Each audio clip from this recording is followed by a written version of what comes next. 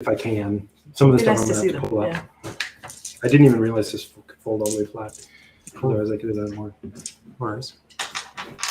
That's the contour. Go your own way, stones and shadows bite,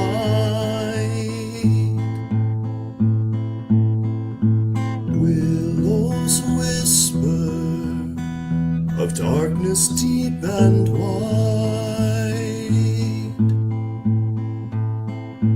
In the forest, there is no place to hide. Strange paths. Tonight I fear that I will not survive the dying of the light.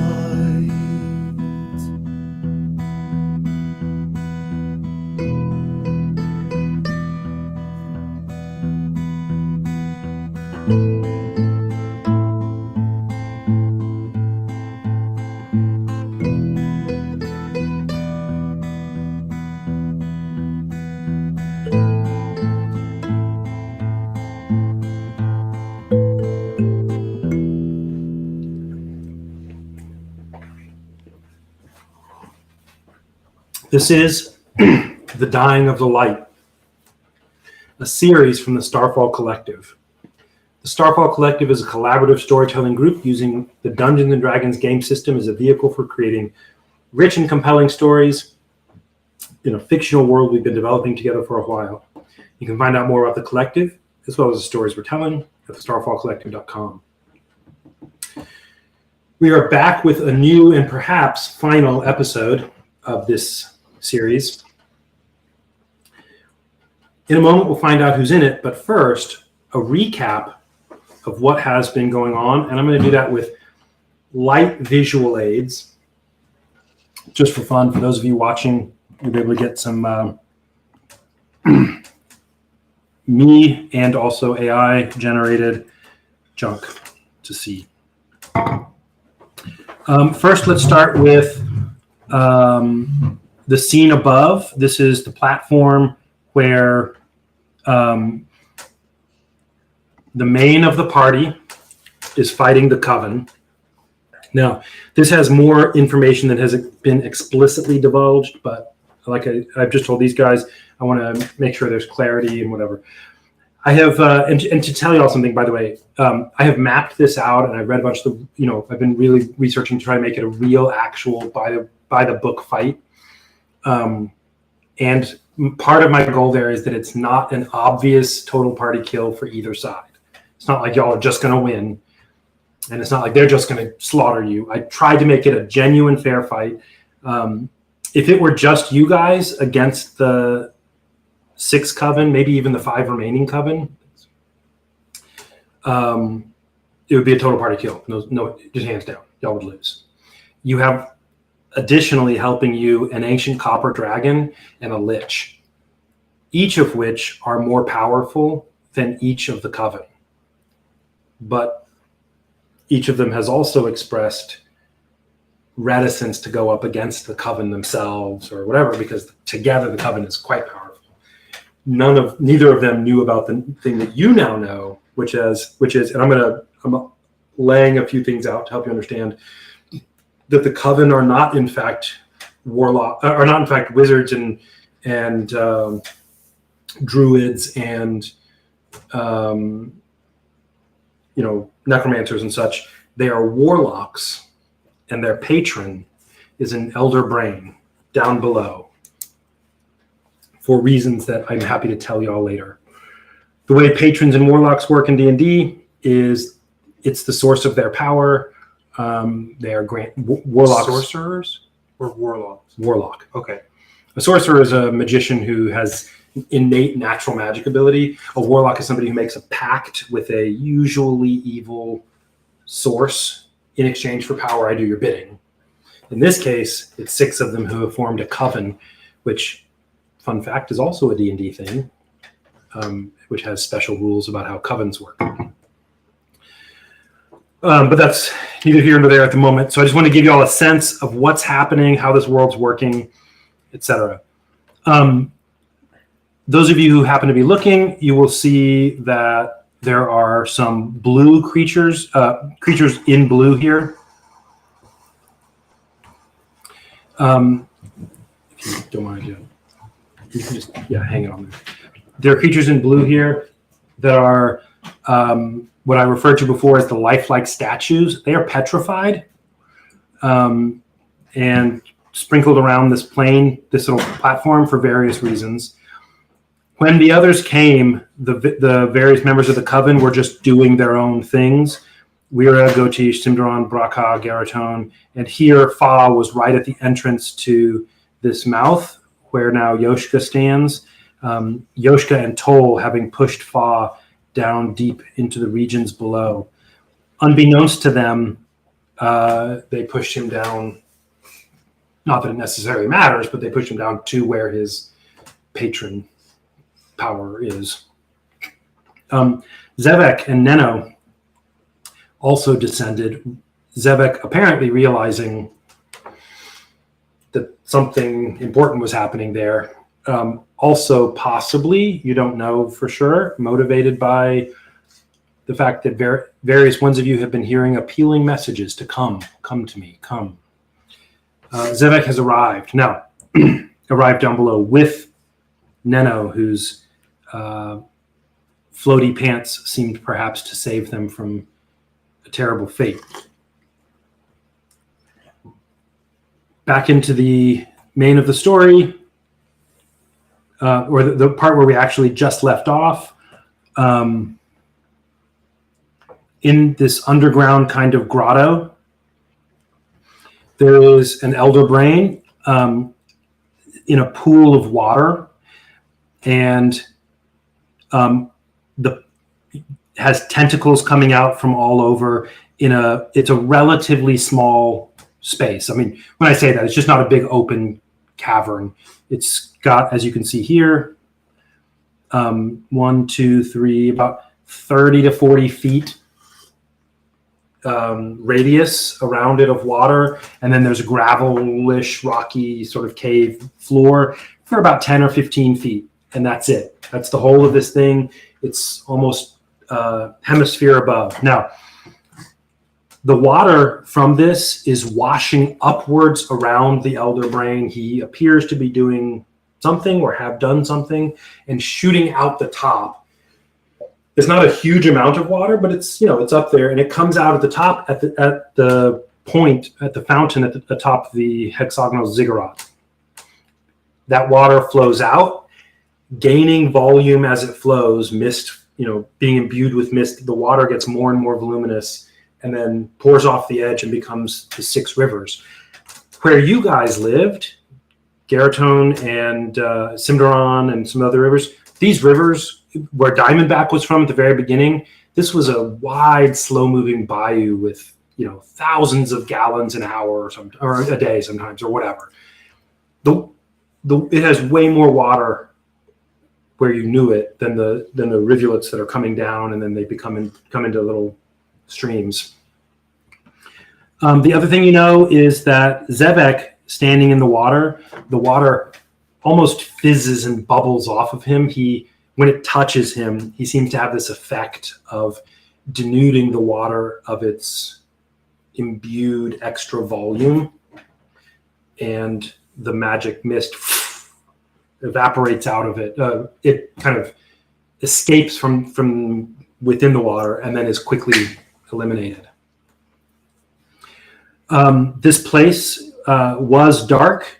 It is still fairly dark. There's a little bit of light source in it, but perhaps because of Zevek, it is not filled with mist at all. There is mist, a little bit of mist just bubbling rapidly around his legs because he's standing in it, and it's just, but becoming nothing because he's there, presumably. Just for curiosity, is there any at all similar effect around me? No. Okay. Not to speak of that you notice. You could probably investigate and try to look, but Okay. Well, let me say it this way. Yeah, a tiny bit you don't notice. to separate Aaron's knowledge from Neno's. Mhm. Fa is laying. This is a shallow pool. He's laying near the edge of it. That's where stuff falls, and is just barely breathing, broken by the fall, and then by you guys landing not super hard on him, but two people landing on you at almost any speed isn't pleasant at all. All right, fair enough. So, Do our characters know about elder brains? What? nope, never heard of it. It's just a big giant brain. The other creatures you see in there have tentacles like the elder brain, but not any recognizable head thing. Just they're humanoid, but where the head would be out of their cloaks or cowls is just the tentacleness of the elder brain. They do seem to be like in kind to it, but very different. Maybe I don't actually know this for sure the way D&D does it, but similarly to how you might think a wormling is related to a dragon is related to an ancient dragon. Like there's like they sort of have similar structure, but are not the same. Okay, so let's find out who's in this episode. Please say your name, something about your character if you like, especially focusing on anything in your current situation that is happening in you personally or your character. Why don't we start with Pat? Hello, I am Pat. I'm playing the half-orc druid Toll, who just got a bullseye on a couple of guys, hoping that his thorns will perhaps not only impede them, but maybe some other things who may or may. He's which he's not proficient in, so he's moving around clumsily, waving his staff wildly, and just hoping something sticks. You're All about right. to be waving it clumsily at great speed. Yes, that's an important detail, although I don't... Why would it be great speed? I think you mean the haste potion costume. Oh, right. Yes. Um, Waving with great vigor. That's right. How about you? I'm going to do Neno last this time because she's in a separate situation. How about you, Jared? Hey, my name's Jared. I'm playing Yoshka, who currently is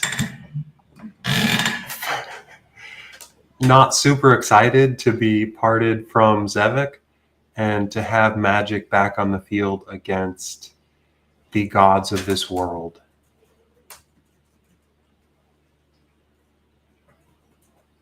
All right. Let's do Inkatink. I am Inkatink, orphan to a murdered murder, refugee of Blackstone's, bloodkin to Critho Vashalefex the Blue, and I will have my vengeance or my death. Looking forward to tonight. Looking forward to meeting some new people, getting the scrap on, giving and receiving a bloody lip and or beak. Let's do this. All right. Good. Somebody's how going to about you, die, Dwight? and I hope it's not me. Fair enough. How about you, Dwight? Belvari is all of a sudden picturing some sort of lip beak hybrid. Save it for funny. Reddit. And Give me a second. just as he's nervous about all this stuff that's going on, ready to rumble, not crumble. Maybe both. We'll see what happens. Matt, how about you? Only ready for one. Hi, my name is Matthew Talamini. I am a writer and web developer based in Providence, Rhode Island, and you can find my stuff at MatthewTalamini.com. That's Matthew, LAMINI.com. I play the shirtless wizard Diamondback, who is currently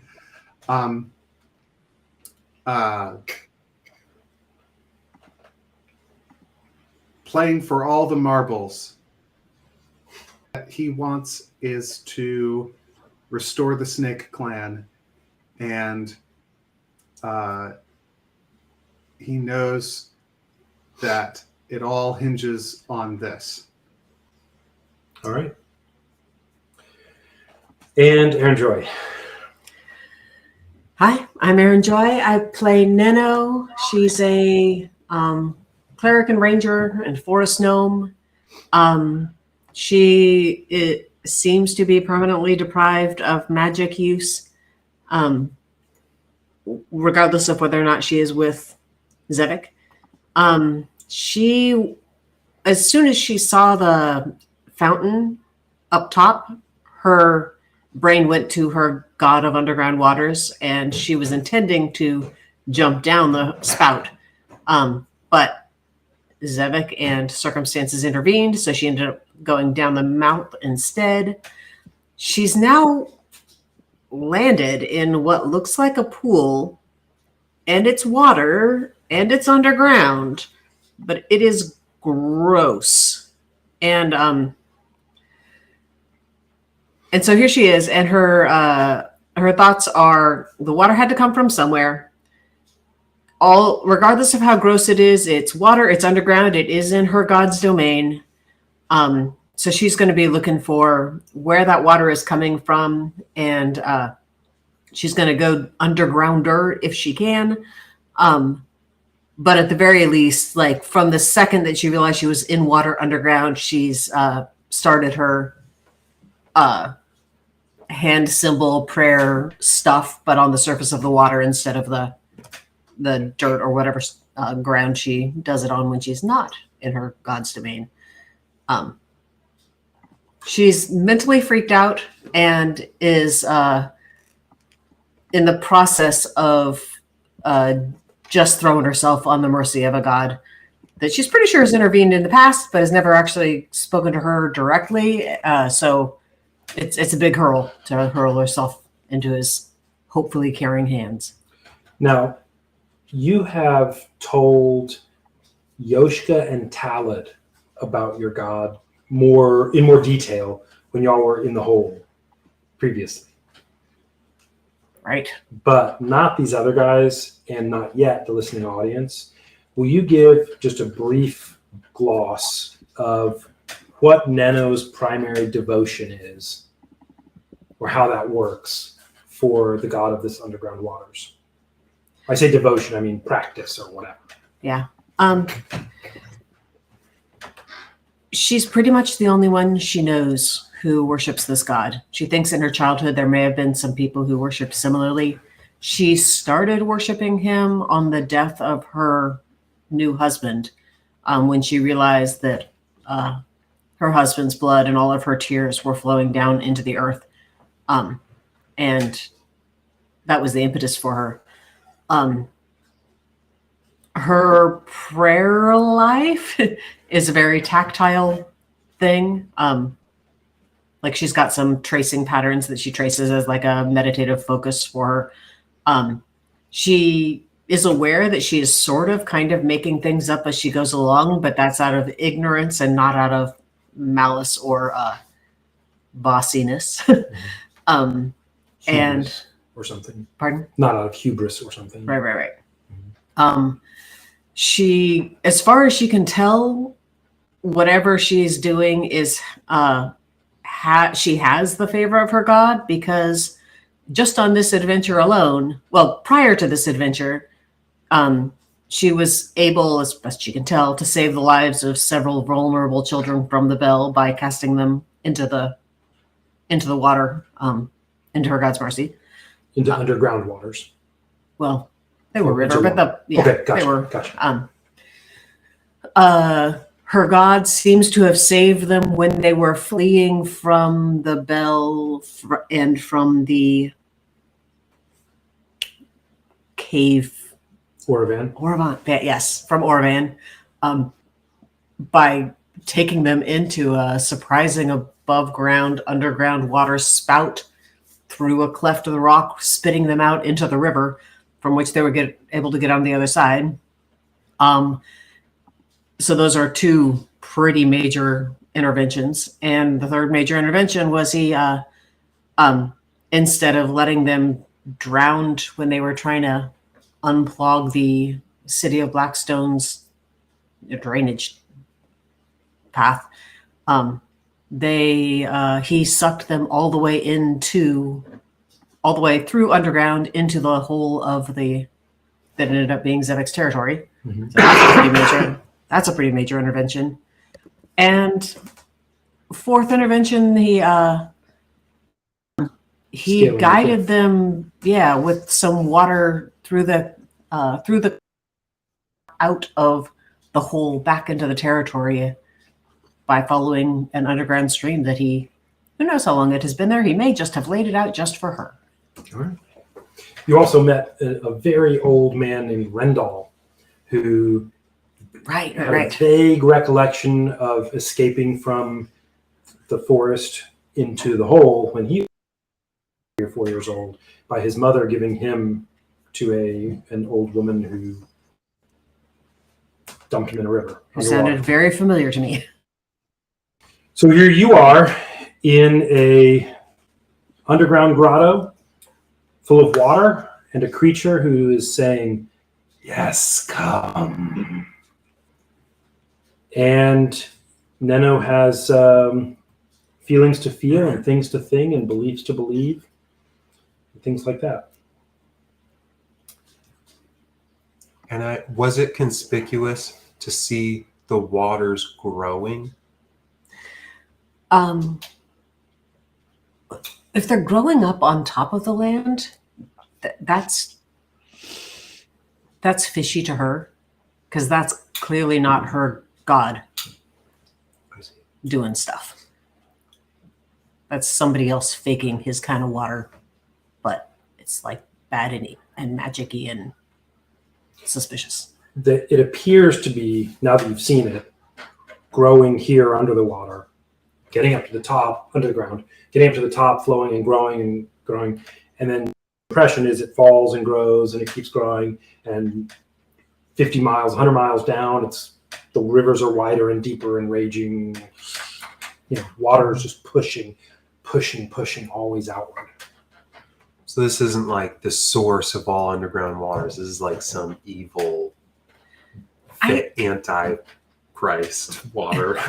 So Nino's take is that this brain guy is fluffing up the water with evil fake water, but he's getting some water to fluff. That water, he's either stealing from her god, or Lord forbid, her god is not on the side of good and he's willingly providing water to brain guy. Her take is the water's probably getting into this cavern, being manipulated there and above, and so she's looking for the entrance of the water into this cavern. Okay. Let's get, I got my combat tracker here.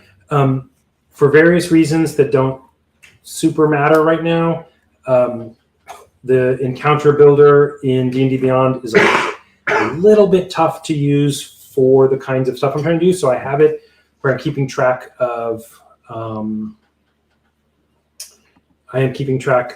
turn order, but I'm using a spreadsheet to keep track of some other stuff like spell castings and stuff, because you can't customize that in D&D Beyond.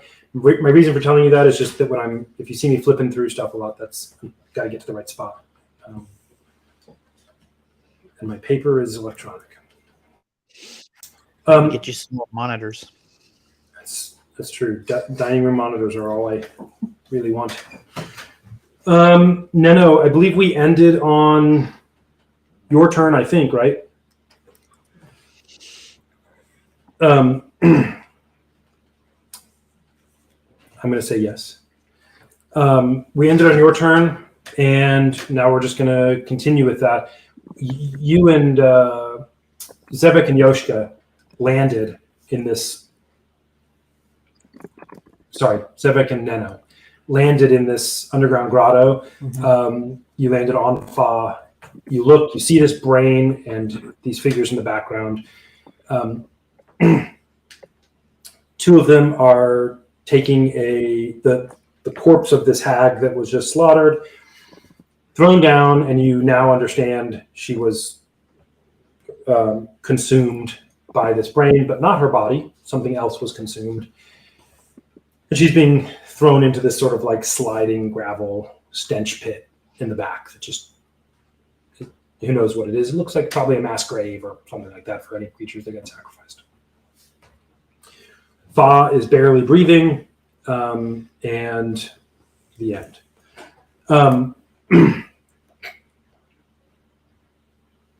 Your turn. So Nino immediately started mumbling whatever she mumbles to her god, and she's talking to Zevik in what she's aiming to be a whisper, but it's an underground cavern with water, so and just pointing out the things that she's seeing, and says, I'm going to go underground. Where's the water come? I'm going to go under the water. Where's it coming from? And she takes a deep breath and keeps her hand meditation going and ducks her head under and like opens her eyes to see and peer what she can see. Part of the water that looks like it's an intake. It's a very shallow pool. So the part where you're Zevik set you down like on the edge of the pool, so you're kind of right at the shore. The gravel meets the water. Mm-hmm. Up to the point of you can just see by looking, up to the point of the elder brain, it's maybe a foot, 2 feet deep. Where he is, you can't see exactly, but it's just kind of like a shallow bowl that's got water up and it's filled up. And there's like maybe a 5 to 10 foot rim around the edge of gravel, and it's gravel underneath, and it's fairly dark, but not like super dark. You can actually see really well in this dark. Okay. But putting your head underwater where you are is just going to be like 3 inches of water, and you're just kind of like. Okay. If she doesn't see anything from that, she's going to pop her head up and look if there's any like drip leakage point where water could be coming in. Okay. We're in initiative, so which is totally fine. Okay. So if you roll an investigation, that'll be your turn for this. We'll call this investigating for where the water is. That's your action here. All right, 15. Yeah. Obvious. There's no waterfalls, founts, or anything like that. Your best guess is that it's something like seeping up through the gravel on the bottom, just kind of all over or something. It doesn't seem to be. There's no like single deluge coming in. It's certainly nothing exactly matching what's going out. What's going out has got, it's going out by the gallon, not by the hundreds of gallons. So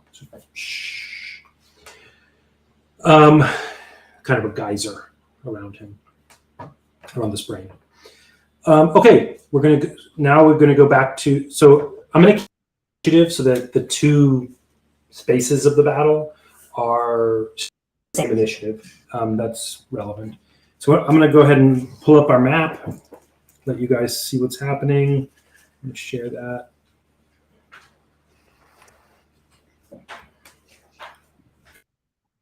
Okay. You should be able to see that. Can you see it okay? Yes. All right. And I need to go to my... I think it is right here. Is that the one? Okay, great.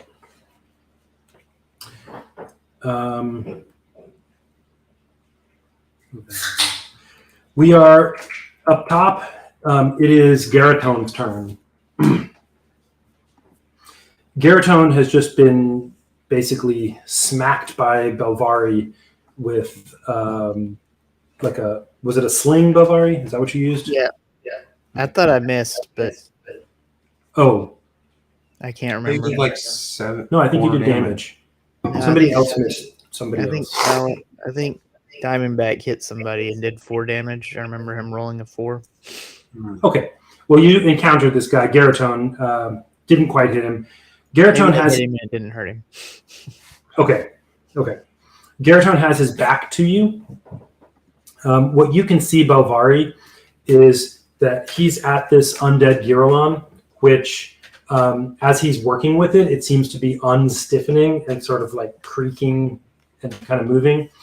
He pulls out, with his bony, flayed hands with flesh not on them, he pulls out 2 daggers, these sort of like ebony krisses, and just plunges them into the undead Girolon's back and rakes them down.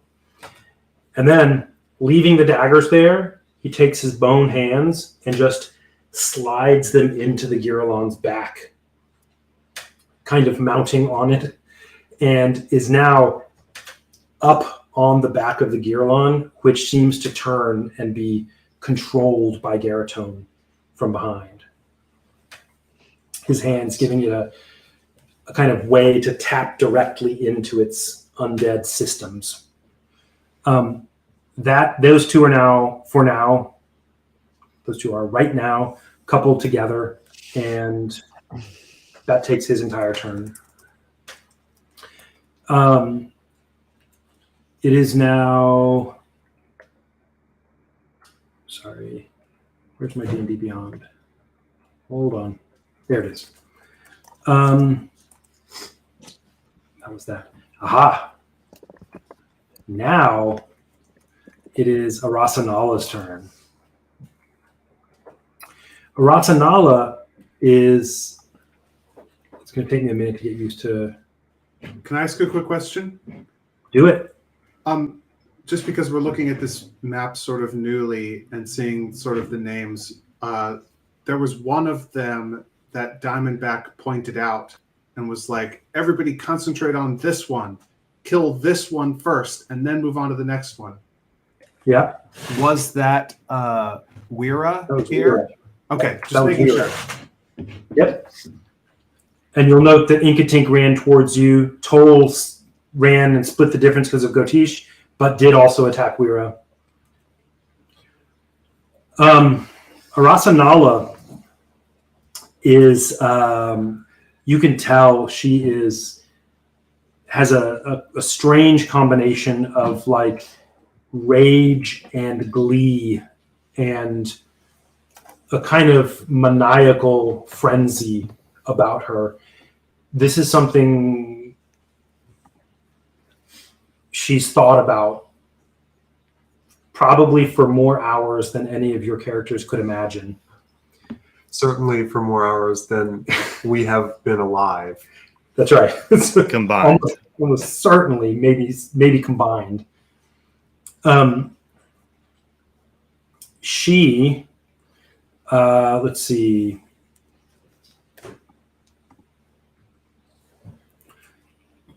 Let me see how far she's. 1, 2, 3, 4, 5. She's about 50 from Weira.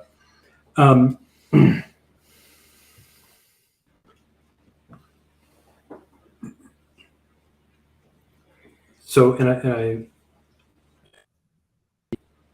apologize that I have to keep looking stuff up because there's so many different creatures here. But okay.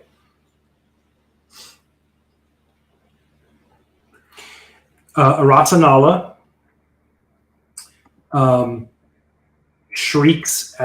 makes this kind of shrieking sound. She's clearly casting a spell that is ready. She's ready for this. And she looks at Weira, seeing that you, Diamondback, are attacking Weira and that Weira is in bad shape.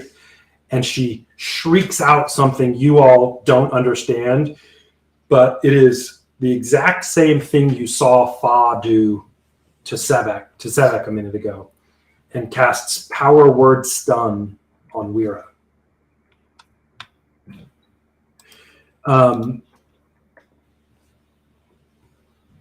Yes, my lady. Destroy her. I'm going to read to y'all what that does. You speak a word of power that can overwhelm the mind of one creature you see within range. And Weira is just in range, leaving it dumbfounded. If the target has 150 points or hit points or fewer, it is stunned. Otherwise, the spell has no effect. She is stunned. She is incapacitated, can't move, and can only speak in faltering statements, meaning she can't do things like cast spells. The creature automatically fails strength and dexterity savings throws, and attack rolls against the creature have advantage.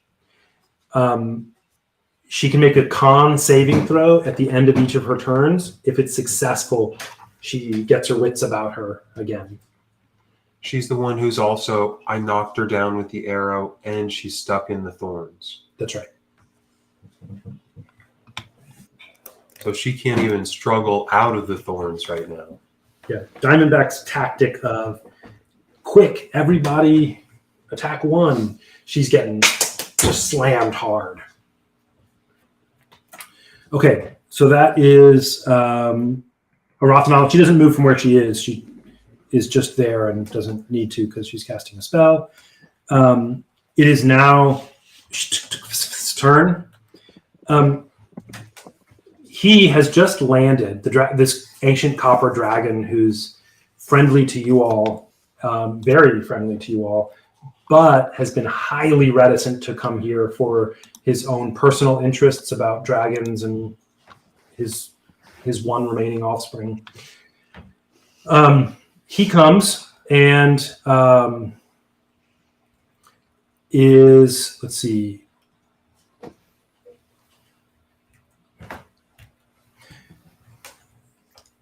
one, two, three, four, 5, 6, 7, 8, 9, 10. He's about 100 feet from the undead ancient black dragon and closer to the silver wormling. He actually, I gotta see, there's that, goes and flies or picks up off the ground and flies close to the undead black dragon. What his motives are, who can know? But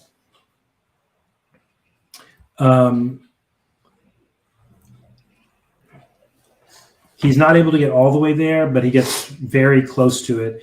He's about 20 feet away still at this moment. All right. Now it is Belvari, your turn. Okay. And just to tell you, you crept around that side because you were keeping an eye on Neno, who then suddenly, went with Zevek. But that's why you're where you are, just so everybody remembers. Gotcha. What are the size classes? Is large one bigger than me, or? That's right. Okay. Treant is huge. Giralon is large, and you are medium, I think is the word.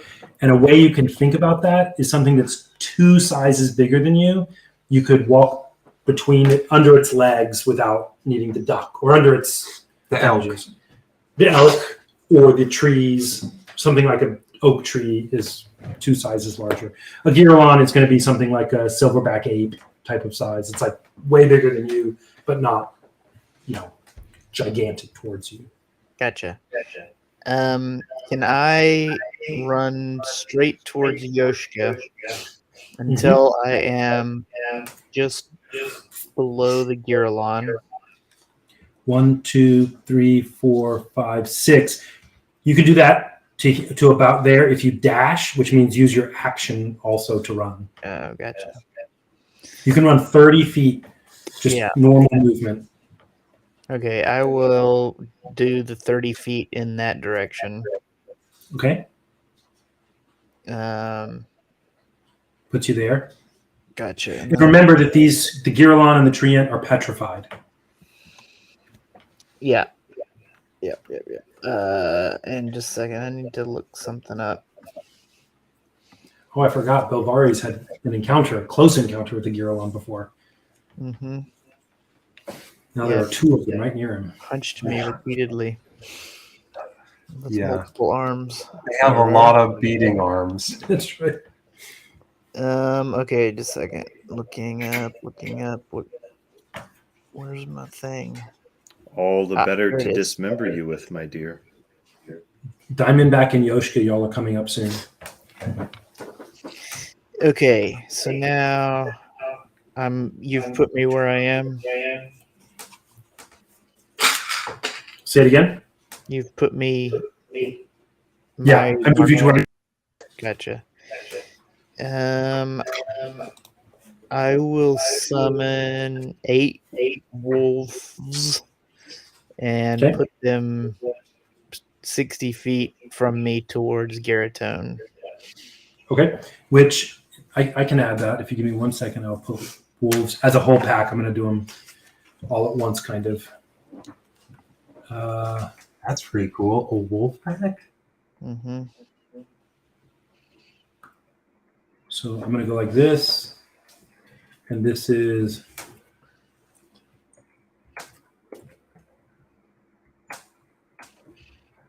like that, and And they can be 60 feet from me. So, at most, you mean? yeah. Is that like a normal limit? Okay. So that's Bovari's wolf pack, and we're going 1, 2, 3, 4, 5, 6. So if you put them all the way at 60 feet, they're right here. Gotcha. Is that what you want? Yeah. Okay. All right. Is your dog? Wait, is your dog here? Check Probably off. somewhere. Good dog. Probably trying to bite that brain. Right on the It is now Diamondback's turn.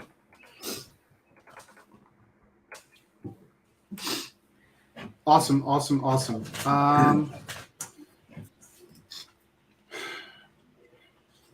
Okay. Yeah, so Diamondback is a little bit. Wait, was that the beginning of the turn? No, that's the end of the turn. Belvari was at the end of the turn order. So when do the people in the thorn wall take their damage? At the beginning of their turn. The beginning. Okay. Or if they end their turn in it, I think, actually. I can look it up. Okay. I'll look it up now. Did they already do that, or? Yes. Everything up to this point's been reconciled, but let me look up.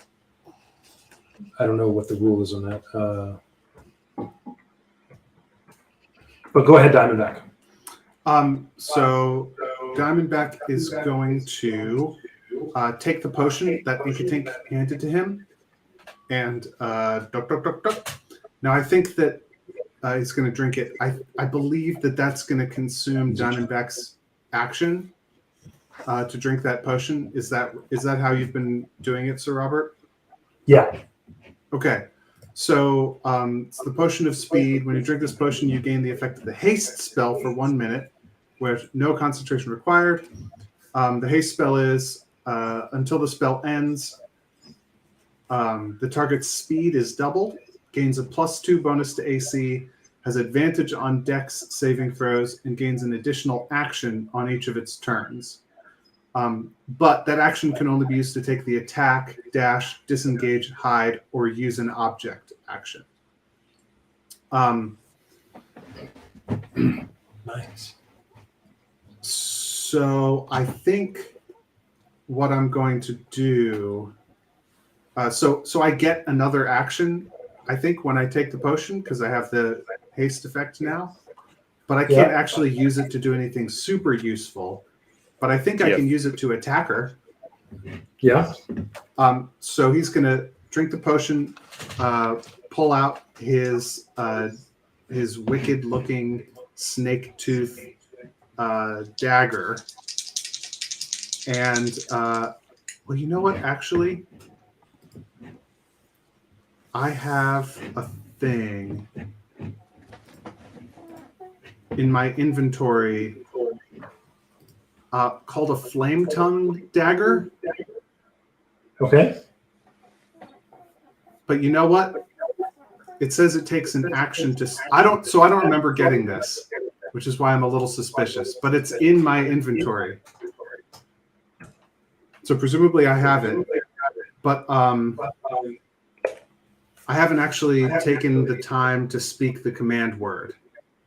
because it takes Now, an action to speak the command word. Right, but that's a use an object action, so you could use your haste to do. Well, Sir to Robert, use do you the think object. that it's a use an object? The flame tongue dagger's action, which is to speak the command word to light it on fire, which gives it plus 2d6 fire damage when you hit with it, I believe. Is that a use an object action such that I could use my haste action on it? So you used your action to quaff the haste potion, right? Yeah. And now you've got an extra one, and it's action. Speak a command word to light it on fire. Bonus action, extinguish it. Yeah, you would not also be able to attack with it this turn. Right, but can I activate it this turn? Yeah, that's fine. Okay. Yeah, so I quaff the potion with my extra action. I activate my flame tongue dagger. Great. Gotish glances over enviously. Remember, he had that little fire dagger that got disrupted. All right. It is now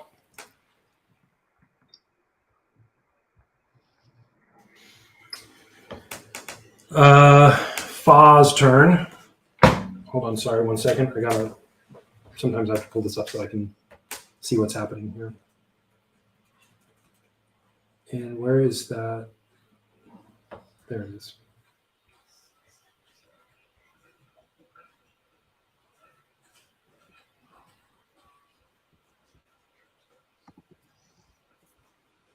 Okay.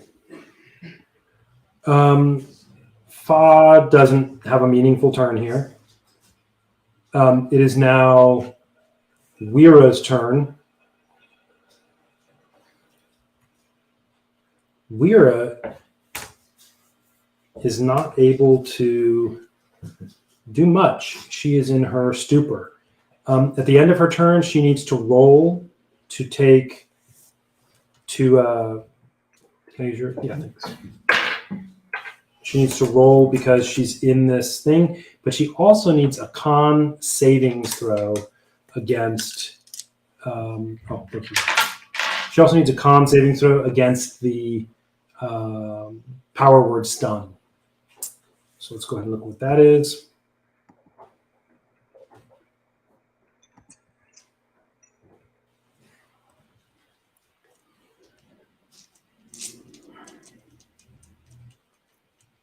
Okay.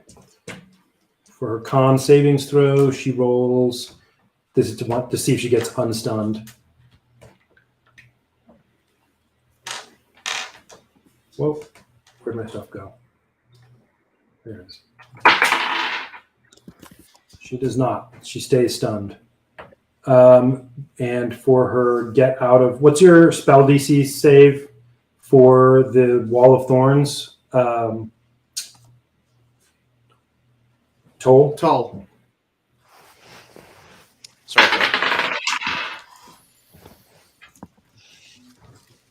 Hey, can you hear me? DC tall. Yeah, I can hear you now. Okay. Yeah, I'm having really bad connection issues. What was the question? What's your spell save DC for the Wall of Thorns?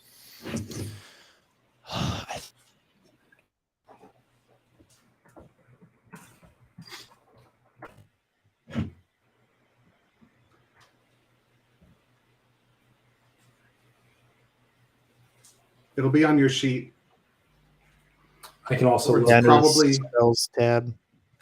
It's probably 8 plus your relevant modifier. Spell save DC is 12 for total.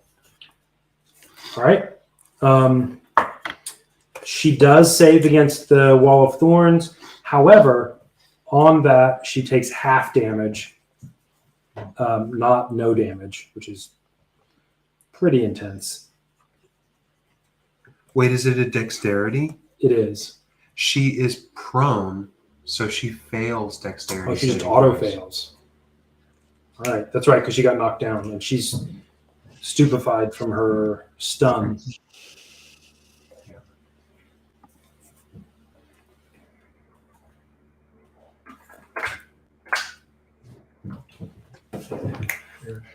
it's the same as the name. Sorry for the snap. It's just here. Okay. Stunned creatures incapacitated, can't move, can't speak. Okay, so can't move. That's what I wanted to check. Sounds good. I'm going to roll then.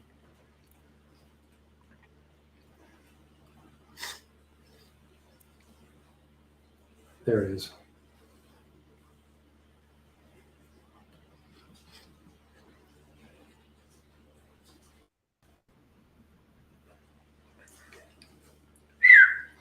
She took some damage. Yay! Quite a bit of damage. I don't mind. I'll just tell you, she did 40 damage, which is a huge amount of damage from From that. the wall of thorns? Yeah. That's some damage. Arasanala, cast that on Gotish.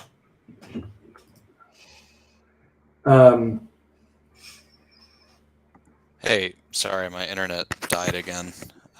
No problem. Your Wall wall of of thorns thorns, is doing yeoman service. it did 40 damage. I was gonna say, I think. Okay, Go ahead. cool. Oh, I was just gonna say, I think she automatically fails the save because of Matt's spell. She did automatically fail because of Rasanala's spell, and also Irrational.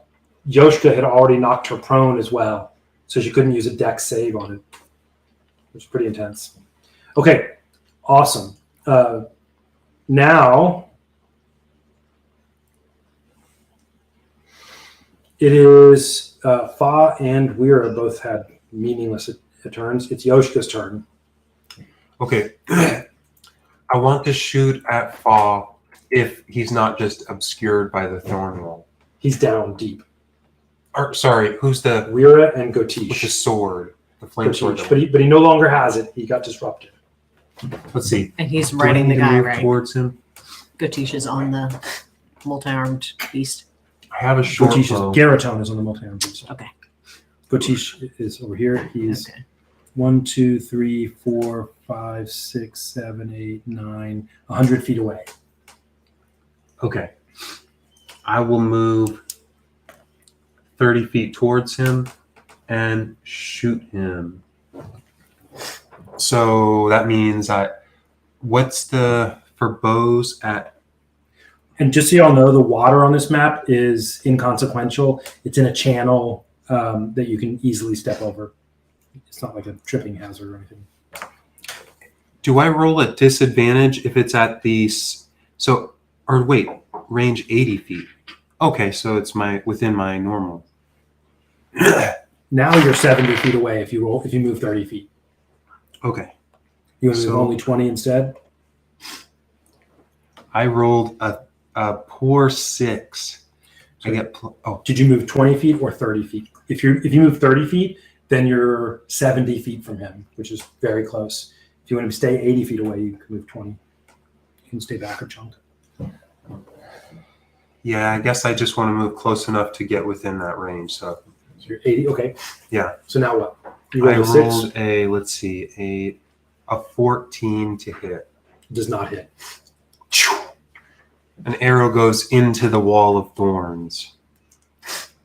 And my handkerchief's out, floating around. Wait, who are you shooting at?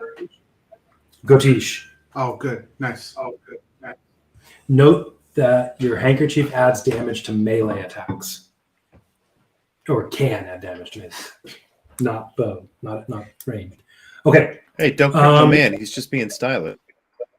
you can be stylish. I don't Blowing object. his nose. It is Braka's turn. Braka is the farthest away from anybody in this, as you Pretty can close see. to True. Although now you have a pronunciation guide right on your screen. It's a little gothic for me. Yeah, fair enough. Let's see. Braka uses his turn and his action. He's just going to. Well, he's clearly doing something that counts as running based on the speed, but it's hard to tell under his sort of grotesque of rags that are swarming with flies. He goes 1, 2.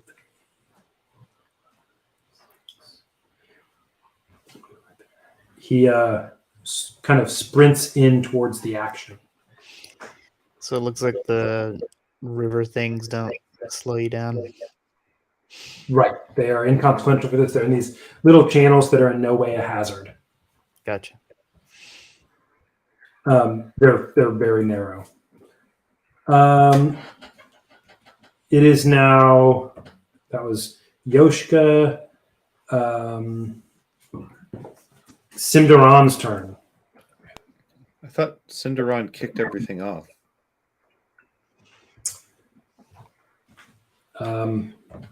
Nope. Maybe not. Sorry. Okay. Don't think so, or maybe I got the order wrong on these. We but- were just talking about him. Sorry. Go ahead. Go ahead.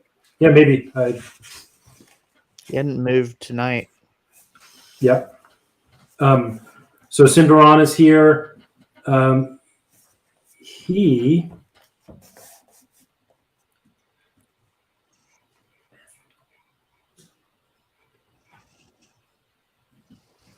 is going to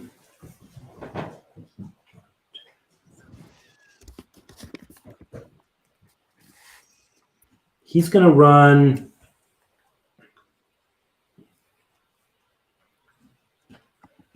towards approximately towards what I'm actually about here.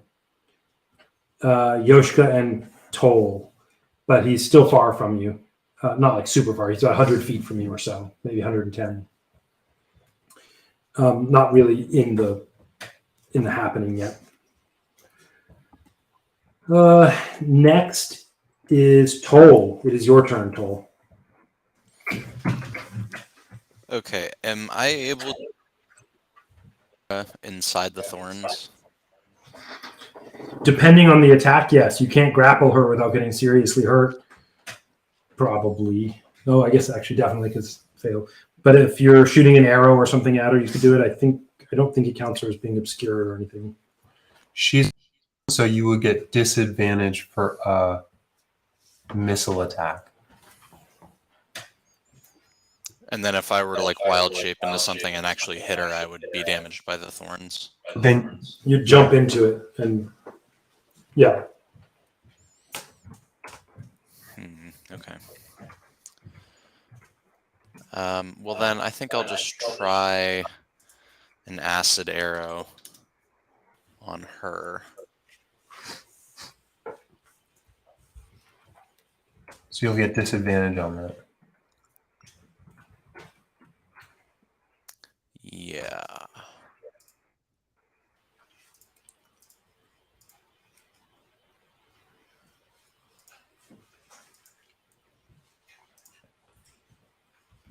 So that's a 14.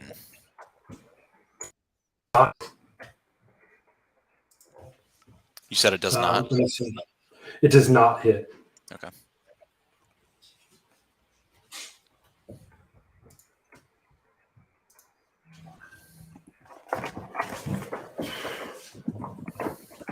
Give me one second. I'm looking for.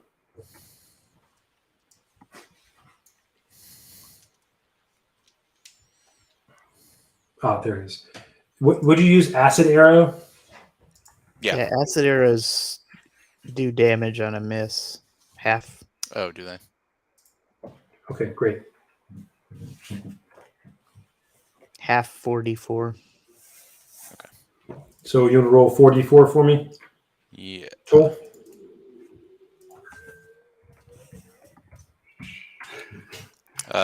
Round down, right?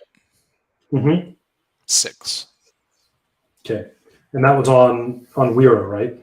Yes. All right. I'm marking it as fast as I can. Bam.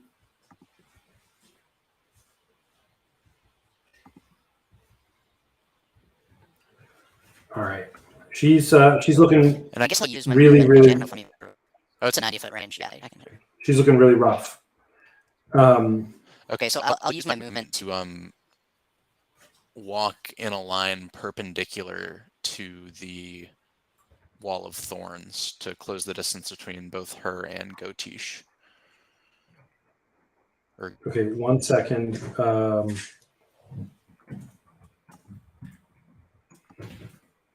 Sorry, I'm just looking to understand. Let's see. Okay. There it is. That's what I was looking for.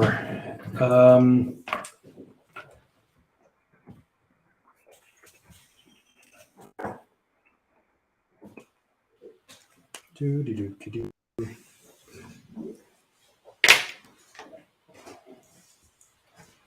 That is not what I wanted. There's so many different versions of D&D stuff. When I search for something, I'm like, wait, I don't know how to read this format automatically. Versions meaning just layout, right? Yeah. Stat blocks and stuff. Yeah. Okay, so you're going to walk where? In a line 30 that feet? runs. Yeah. Well, I can only use 20 feet of movement because I'm not proficient in heavy armor. Okay. Yeah. So That'll there do. you are. Okay. It is now. That was Toll. It is now Inkatink's turn. So Inkatink pops the top stopper off of the potion of speed and quaffs it, gaining the benefits of the haste spell. He produces a second golden lion, like the first, and throws it in the direction of Gotish and the first lion. And when that lion lands on the ground, it and the other lion both spring into life as real full-size 26 hit point, AC 12, speed of 50 lions. And they roar menacingly at Gotish. Yeah. And I Need some help. use my bonus action along with my meta magic ability to zot the ever-loving snot out of that fool with a lightning bolt. And you see all of the blue in Inkatink's feathers begins to crackle with electricity, and you see little arcs of electricity jumping around the edges of his feathers. So I need to make a spell attack. Or does he need to? He needs to make a dexterity saving throw, DC 14. Okay. And he's in the wall He right failed. Okay.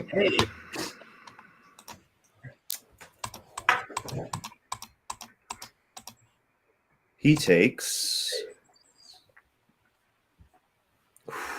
He's the one other than 35 that. points of electrical damage. 35. Nice. now. That's a pretty hefty turn, Josh. I just did something and my window went away. I think I accidentally sent it to a different. Only Matt could see that I was taking a bow.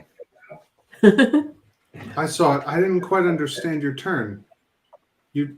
I used my action to drink the potion. I used Okay. the action given to me by haste to use an object, namely the second of the two gold lions. And then I used my bonus action to cast lightning bolt.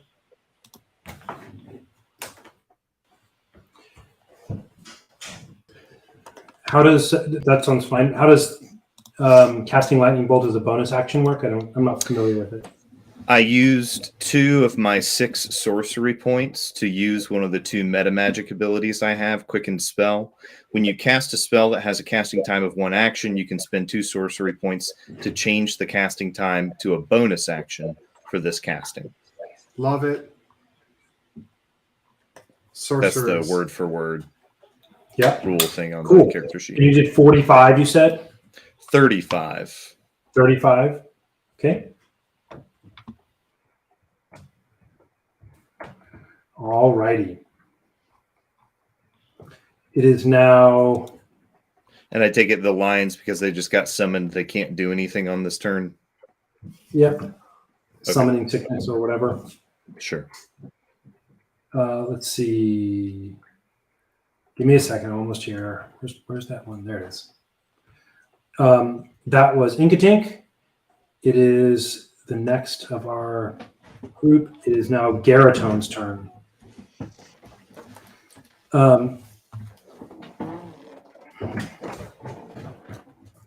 Garatone, with his undead Girlon, I'm gonna like really kind of mix them a little bit there. Yeah. They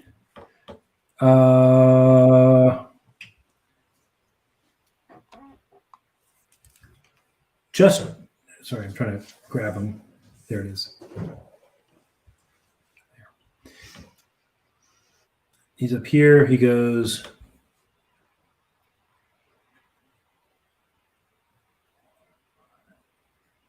Six. They dash towards the main of the action around Belvari's wolves. Slightly around. Disappointed. They're still very close. Your wolves can definitely do something there. How many wolves is it? 8. The Ocho. Neno and Zevek. Now, I'm going to do y'all's turns together, just for various reasons of keeping y'all in the same spot because you can communicate. And Zevek's going to go first. He had previously been first, and he did that jump down action. And so y'all are landing together and you're starting together. Zevek. So can I just ask, if there were 8 wolves, they wouldn't take up like 5 square feet, right? Yeah. I imagine that they would be there. Imagine a 10-foot circle, so like this dining room, Uh-huh. and they're in it like a pack. Okay. Would Belvari get to choose how they were placed, or how does that work? He kind of controls where they go. It's not like they're actual like wolves being wolves, so they kind of are being that. He doesn't say like, and remember, you stay in a V formation. It's not like that. It's more of a go attack, or some of you attack here and some of you attack here type of deal. And go run over there. Okay.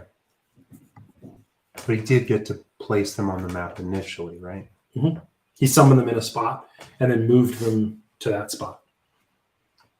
He summoned them 60 feet away and then moved them to where they wanted to go. I think moved them. No, they didn't move. Okay. He just summoned them there.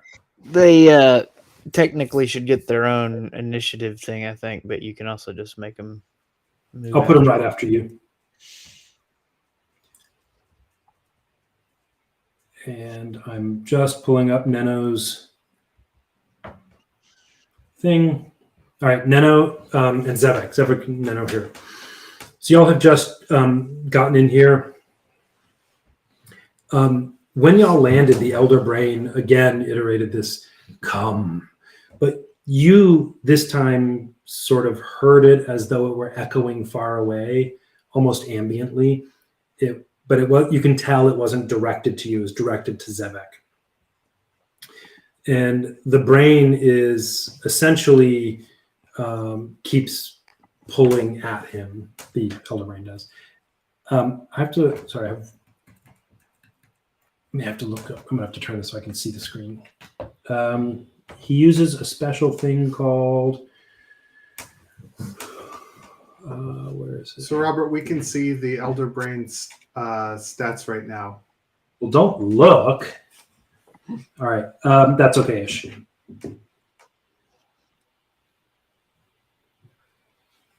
Here's what I was looking for. That's right, because it shares a window. That's why I had pulled the other one out.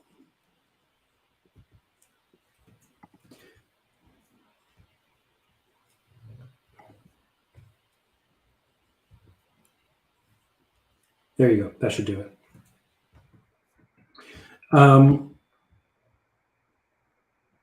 So where was I?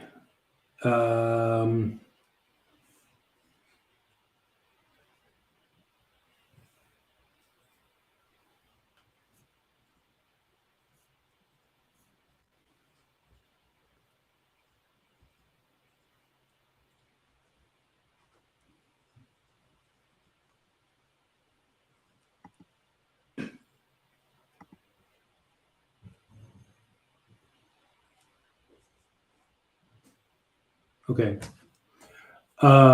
Here we go. This is what I was looking for. DC 18. Okay. Zevek has to resist, try to resist this. The Elder Brain is again beckoning him, come to me. And that was close, actually. But he does manage to resist. You see him pulled for a moment, and you hear this sort of shadowy echo of what he heard, which was of what was trying to entice him, which was in the Elder Brain sort of pulsing voice, come and join to me and make us more. And Zevek is in this role. He was right on the edge, like no. So now Zevek tells you, basically he's like holding his head and is saying like, I don't understand what's happening. There's so much in my mind to you, Neno. He sees what's going on around, and he doesn't take meaningful action at this moment. He just his action is resisting this thing. It's your turn. Okay. Neno doesn't know this, but apparently if forced outside of its brine pool, an elder brain will swiftly expire. So that's what Aaron Joy is aiming at. Neno is not. Neno is Neno. The problem Neno sees isn't the creepy looking brain. It's all this gross water that's going up somehow and poisoning our world. If we can get rid of the water so he can't send it up, that will help everything. Also, it kind of looks to her like the brain is oozy with the water, like slimy and gross. And so maybe if it doesn't have the water, it isn't going to thrive. Her right, she is, you said she's just right on the edge. She's going to step herself out of that gross water. She's had as much of that gross as she wants. Mm-hmm. I don't know if that's going to count as a move or anything. You get 30 feet of movement. That'll take you 5, say. Okay. Her right hand is meditating toward her God, and she is praying fervently. Hey, please erode all of this ground, erode underneath, so all the water drains away, and he doesn't have it to send up. With her left hand, she is doing her Oben meditation, because in her few interactions with Oben, he's been super bright, super light, super generous, and it's really dark and gross down here. But maybe he can bring his bright light and evaporate all this water. And simultaneously, part of her heart says, get Zevek out of the water because it's disgusting. But also, while he's in it, it's bubbling away. Mm-hmm. So if he stays, and he can just bubble a lot of it away. So that's her 3. Those are her 3 thoughts. But action-wise, she doesn't, like, she's got a scythe, she's got a blow dart. Neither of those does it seem good to hurl in the direction of the brain. She's just praying with her full self. That's her whole action right now. That's all the attention she's got. Okay. She might also start creeping along the edge of the. Do you want to do that now? Yeah. How far? As far as she can go. She's not really at a sprint. The idea is coming to her mind walk. as she. Okay. Is that the way she would go, or the other way? Yeah, she's moving in the direction of the pit. Because if she saw right, and if there's a pit, maybe she can drain the water down that hole if she can get some of the rocks out of the way. She's a gnome. Like moving rocks isn't scary. Okay. Good. All right. It is the Mind Flayer's turn. They go. One of them walks, sort of jogs or something, splashing through this kind of calf to knee deep water. Depending on where he is in it, goes to there. The other Is the one, water it seems to be difficult going. terrain? Say it again. Is the water difficult terrain? No, not especially difficult, and not for these guys who live here, and this is their thing. And the other Mind Flayer goes right up next to Fa. Excuse me. Then there's a third Mind Flayer who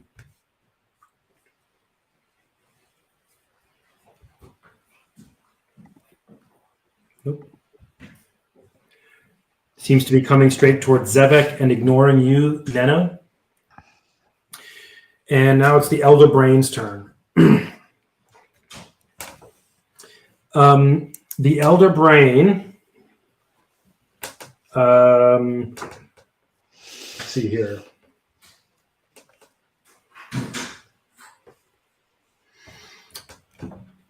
Has tentacles coming out of it that appear to like be the edges of the tentacles, like all over the surface of it, are almost like themselves evaporating mist. They're coming out and like dissipating constantly. They may be tentacles of mist or something, but the Elder Brain rolls, and one of its tentacles kind of flips out and winds itself around Zevek's neck and kind of trunk. It's got just one tentacle around him. And Zevek is still sort of reeling with the intensity of what's happening to him. All right. It is now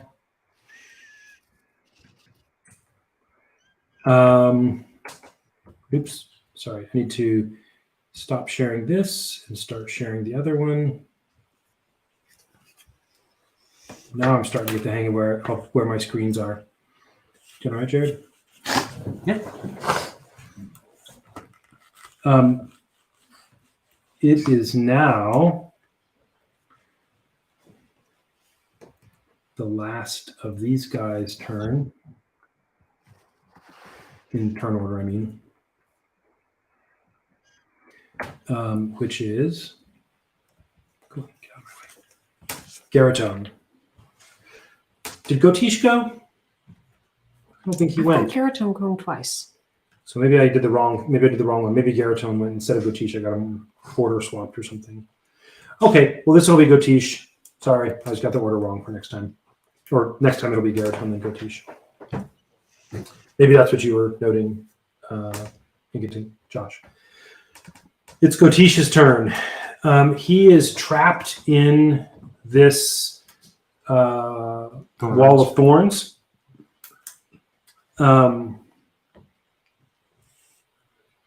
He can move. It's just slower. Mm-hmm. And I'm going to pull my screen up here. Hey, y'all can see this, right? You can see the map, right? Yes, I can see Yeah. the map. Okay. He is in that wall of thorns, and suddenly is surrounded by a black mist, and he himself seems to become a black mist, and then appears in itself a swirling mist right close to you, Toll. He's used Misty Step to extract himself from the thorns. Toll, Garatone is now about 25 feet from you as the hex flies. and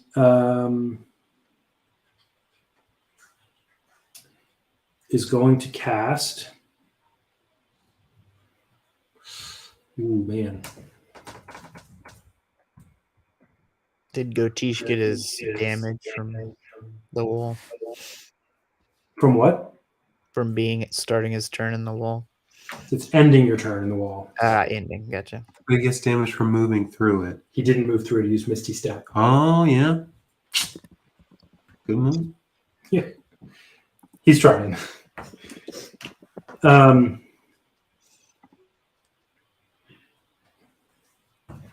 have to read this specific rule to see if you need a saving throw in any way. Toll. Was that a question? No, I'm just reading this.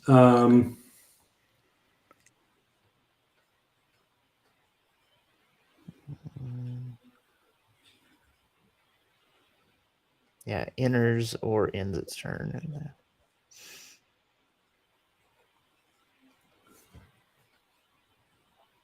Yeah, it doesn't look like Okay. it needs it. Okay. Toll. Gotish casts a spell on you. So Misty Step is his bonus action. That's how long Misty Step takes. So he's actually casting a regular spell now. And for his spell, as he appears, he is mid cast. And Toll, you find your physical form shifting. Apparently, there's no thing to roll here. It just says. Oh, actually, a wisdom savings throw, Toll. Give me 1 second. So, Robert, I Yeah. do not know what this creature is or what stat block it's using, but characters like us can't use a spell that takes a spell slot as a bonus action and then also use one on our regular action. We would have to use a cantrip or something. I'm sorry. Can you explain that to me again? Say what you said. I don't know. I don't know off the top of my head what the rules are for the particular like monster stat block that this creature represents, but usually, or at least for players like us, there's a rule that you can only use one that consumes a spell slot per turn. So if we were to use Misty Step, we wouldn't be able to cast a spell directly after it on that same turn. We would have to use a cantrip or do something else. But I do not know. I'm not looking at it. It could be different for this monster. Like some monsters have lair actions or legendary actions that let them do like much more stuff on a turn. So I don't. Okay. Just making sure. I don't know. Yeah. Usually, Misty I Step didn't is know like, that. that's your spell for the turn. Yeah, fair enough. I did not know that was a rule. I was just using the fact that it says it's a bonus action. This is not a character thing in particular. I just built these as warlocks and followed the warlock building character creation thing. I mean, if they're homebrew, it's up to you what they can do. But for us, it would be an. In the player's handbook at line 202, it's where it says a spell cast with a bonus action is especially swift. You must use a bonus action on your turn to cast the spell, provided that you haven't already taken a bonus action this turn. You can't cast another spell during the same turn, except for a cantrip with a casting time of 1 action. Yeah, I see that. Okay. In that case, I will, because I want to play it by the book. That's what I'm trying to do here. We just don't want to get pounded. Well, so far y'all are doing the pounding. We don't want to get hit by spells. Yeah, no, you're right. No, y'all are doing great, and I totally appreciate you advocating. There's a reason I went to all the work of like actually figuring out what the rules are, and that was so that I could follow them and make it a real thing. So I'm going to do that, but give me a second to see where. Okay, yeah. So instead of that, he's going to do something different. And I will now know about the thing. He could cast a cantrip, but he's not going to. He's going to Misty Step out of this thing. Oops. But instead of what I thought he was going to do,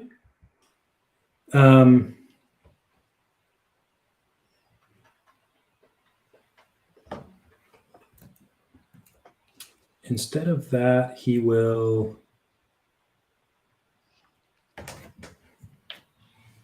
You know what? Okay, sorry. Since we're doing a totally different thing, maybe what I need to do instead is.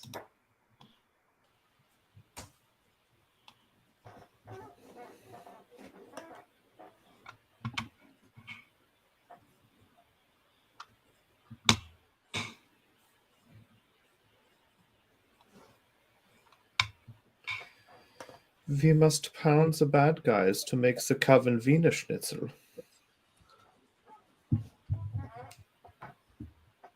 Okay, here's what he's going to do instead.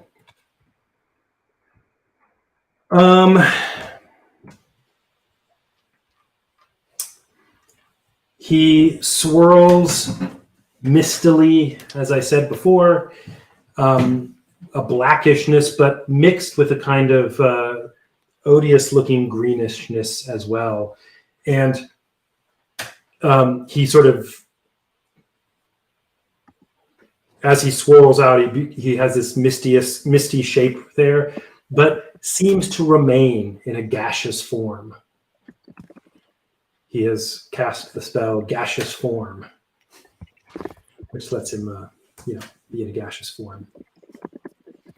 And he moves a teeny bit because of how gaseous form works to here. Okay, that'll work. It is now. Oh, and sorry, and one more thing. The Girolon near Gotish now starts breaking open to animate. Like the petrification of it sort of crackles. It is near Inkatink's lions and Gotish. So that Girolon in play. Now it is Arasanala's turn. There's Arasanala. She's in the mix here. And then it'll be the dragon's turn. And I just got to do this so I can see. Woo! Okay. Arasanala.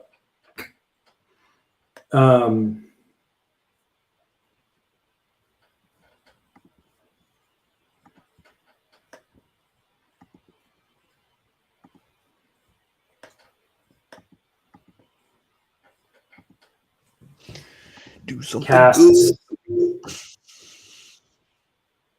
Sorry, she did that really strong one called Power Word Stone.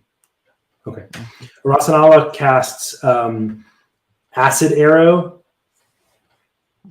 at Wira. Actually, you know what? She doesn't do that. No, she doesn't. She is going to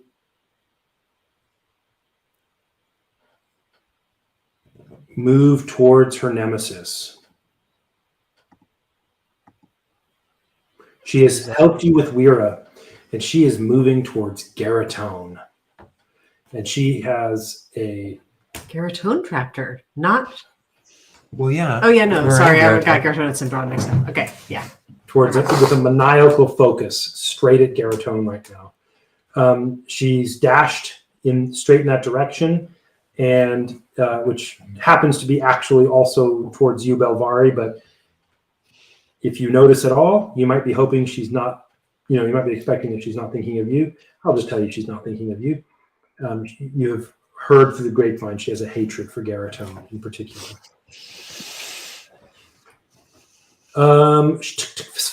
It's his turn now. He flies really close. He continues his flight really close to the undead black dragon, ancient black dragon. And just starts attacking it. It is a statue. He appears to be attempting to break it, like to just destroy it, perhaps wanting to kill it before it can animate. For whatever his reasons, he does not want this black dragon Yeah. to It's a live. huge dragon. And it's bad. That's right.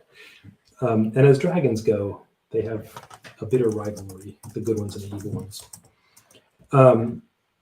He, As good and evil, wisdom and folly are wont to be at odds.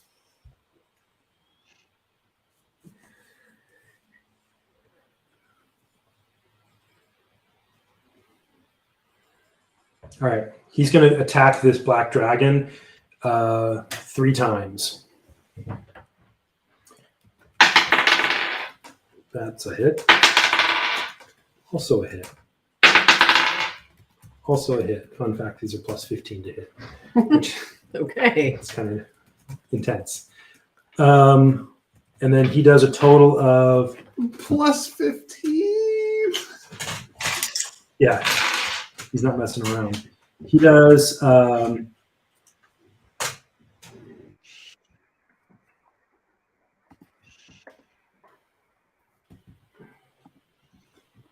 y'all want to keep these in mind for me, I'll do it. He does, well, it wasn't very much. Oh, it's not bad. 13 plus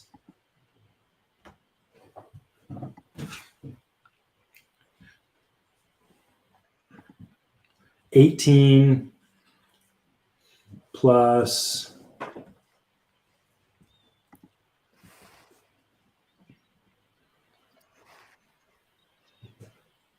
20. So 51. 38, 40, 51. Great. He does 51 damage, breaking off significant chunks of this statue, this petrified dragon. Okay, great. That is his turn. You hear him over there roaring and flailing against it. It is now again. The next person is Belvari. Your turn again. It'll be you and then your wolves. So if the wolves move after me, they didn't get a turn last time. If they move before me, then they get a turn.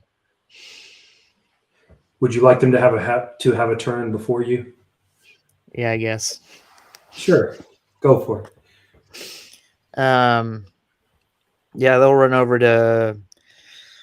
I can't quite read that. Is that Garatone and Giralon. Yeah, go That's his over band there name. and attack him as a pack. Okay. Surround him. Yeah. Roll for their damage, their attack. Gotcha. 8d20. Yeah, do you want me to roll them individually like that? I'm okay if you just roll one for all of them, or if you want to, you could roll individually. 5e, can't you just set it like, let me roll 8 20-sided dice now? Uh-huh. Yeah, I did, and then the thing went away. I can't. Where do I get my dice history? But it also to just roll added it? them all up. Do you see it in the? I don't see it anywhere. Usually there's a little thing in the bottom right corner that lets you look at the history. 3, 4, 5, 6, 7, 8. Roll. That's cool. There we Oh, custom 109. I can't look at it. Yeah, when I click on it, it doesn't show you all of them. It just adds them all up. Okay, so I'll just roll one. Let's do it this way instead, Dwight. There's something that LT has told me like 400 times, but there's like some kind of special way you can do these, and I've just forgotten. But if you want to just, I can roll them, or if you want to, I can roll them right now for you in my D&D Beyond and just tell you how many hit, because I can look at my screen. That works.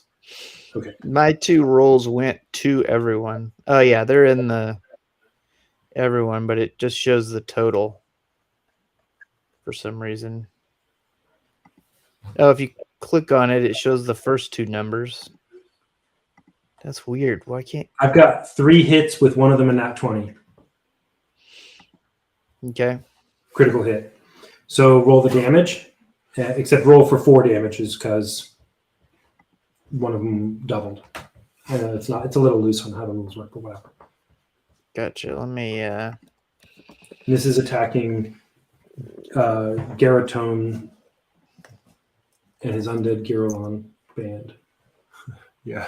Okay, so Wolf usually does 2d4 plus 2. Okay, so that's 8d4 plus 8. No, Sure. because the plus isn't doubled. So 8d4 plus 6. Okay. What an ethical player. 18 plus 6. Yeah, 24. 24. Okay. And then it must succeed on a DC 11 strength saving throw or be knocked prone. And I guess 3 of those. Okay. I will roll that real quickly. You said strength saving throw DC 11. I forgot pack tactics. They all get advantage on those rolls. So sorry. That's all right. Why don't you roll me a couple more damages? Let's just say 2 more of them got it. How's that sound? That sounds fine to me. Okay. 1, 2, 2. So 10 more plus what was the plus 2 per? So 4. So 14 more damage. Okay. Now, Dwight, during everybody else's turns, you can take that time to start rolling your next worth of attacks. Okay, I got it. Now I'm going to roll 5 Strength resistances to saving being tripped or whatever it was.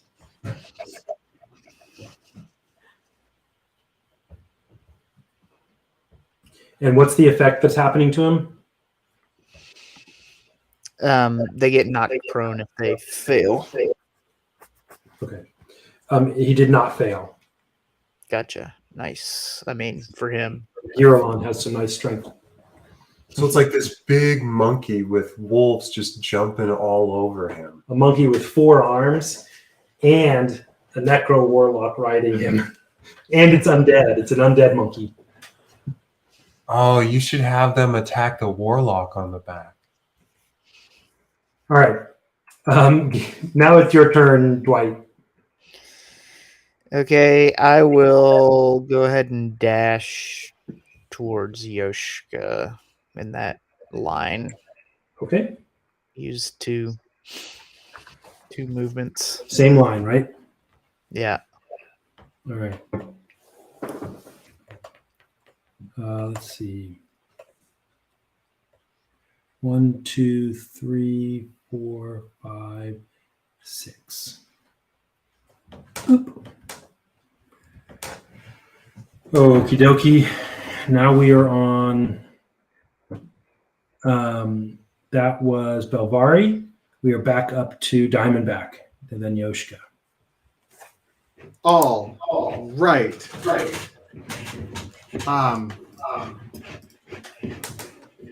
Diamondback is going to activate a 3rd level spell. Dun dun dun. I'm going to cast Vampiric Touch on myself. The touch of my shadow-wreathed hand can siphon life force from others to heal my wounds. Make a melee spell attack against a creature within your reach. On a hit, the target takes 3d6 necrotic damage, and you regain hit points equal to half the amount of necrotic damage dealt. Until the spell ends, you can make the attack again on each of your turns as an action. So just to let you know, I'm playing a little fast and loose to say that Weir is within your reach with your dagger last time in this. She's trapped in a serious wall of thorns that it would hurt you badly to move into. But neither of us have moved That's true. since the You're wall just- of thorns but- went up. Yeah, but you're also not having to roll for damage or anything. Right. Well, Tull was very skillful and made it go exactly in He between was. us. Because I Yeah. hit her Go before for it. the wall of thorns went up. Yeah, go for it. But if you want to say that I can't hit her, then I will do something else. That's fine. No, go for it. Do Okay. that this time. Cool. So I have that for 1 more minute, as long as I can maintain concentration. And so I roll a melee spell attack against her with advantage because she's prone, and my spell attack is +6, and I roll with advantage. Cast Wicked Sleep. So how is a 25 against her armor class? It hits. Awesome. She's going to take a real tasty 3d6 of necrotic damage here. Diamondback's favorite kind. It is a beautiful kind of damage, 12 damage. Okay. And that heals me for 6. Nice. That's useful. And that is my action. And then because I'm hasted, I get another action, which has to be an attack. I'm going to attack with my flame tongue dagger, also with advantage. Also, I believe +6. Yeah.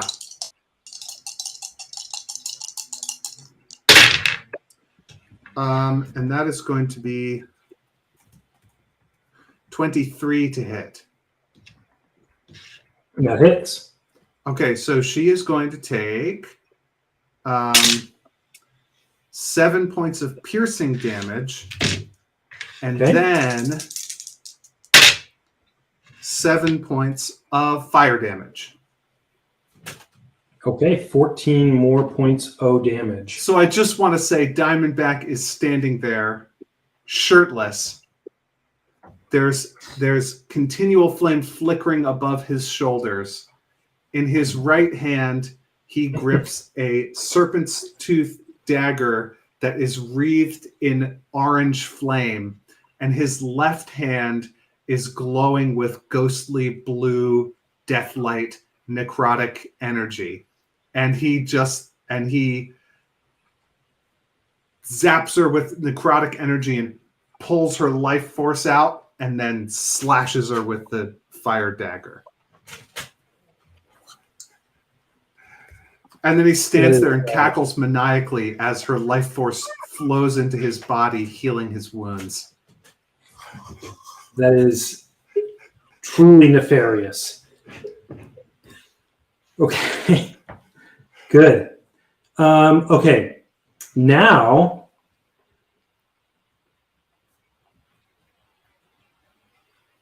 sorry, it is now Fa's turn. Fa is still in the pit down below, does nothing in there. It is Weira's turn again. She has nothing that she can do right now. And so she's going to end her turn here. Right. She takes half damage again on the, what do you call the thing? Thornwall. Thornwall. Doesn't Which she was- get to make a con saving throw against the spell? Those were the 2 rolls. Oh, Yep. 1 roll for each, but I didn't do them in any particular order because they're both happening right at the end of the turn. Where is she? What's the name of the thing? Sorry, not the name of the thing. Oh, here. That's what I was looking for. She takes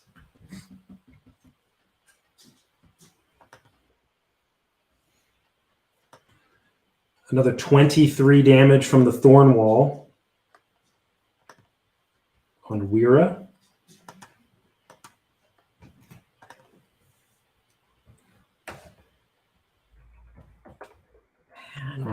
many hit points does this lady have? She's in super bad shape. You have been saying that for 3 turns. But she also comes to her senses. Hmm. Right at the end of this turn, she kind of shakes herself a little bit out of this. She can't do anything this turn because she came to her senses. Now it is Yoshka's turn. Okay, so Zoop. okay, so I'm still pretty far away, and no one's super close. Mm-hmm. I'm gonna shoot. Oh, a goatee turned into fog. Mm-hmm. A sort of black green mist. Each square is 10. Mm-hmm.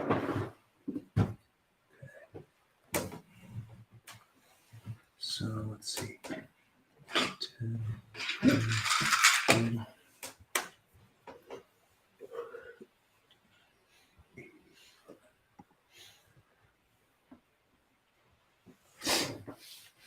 Okay. I can also. Oh yeah, thanks.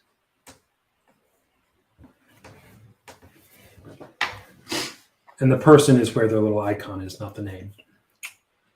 Well,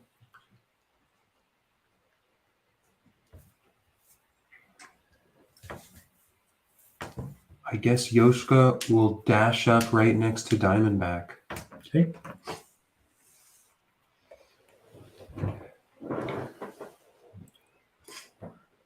Six like that. Yeah. All right. Sounds good. And then as a bonus action, he thinks this will not work, but he will try to do a what's that called? That thing I used to use. Like bardic inspiration. Mm-hmm. I probably can't do that anymore. But he'll just try it.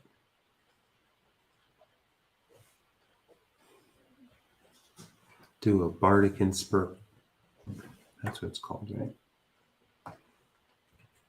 The thing I used to do all the time when we were level 1. Mm-hmm. Yep, bardic inspiration on, let's Diamondback. say, Or no one who, Toll. as you run by him. Yeah. All right. You sing a song, hoping to inspire your friend.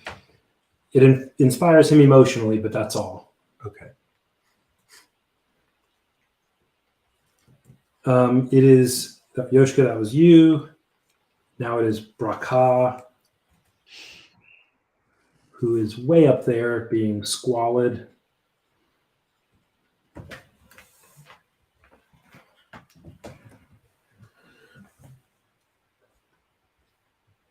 He's going to go pretty quickly.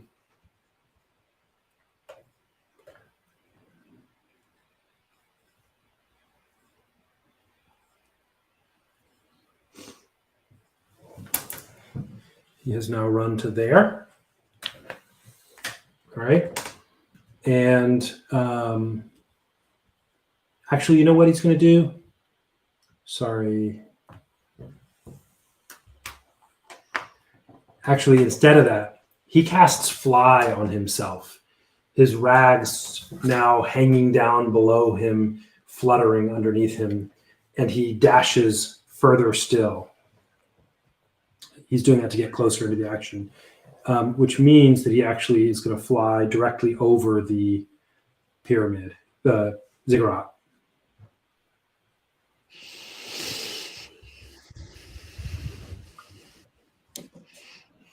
Ooh, I can't quite see it over this, but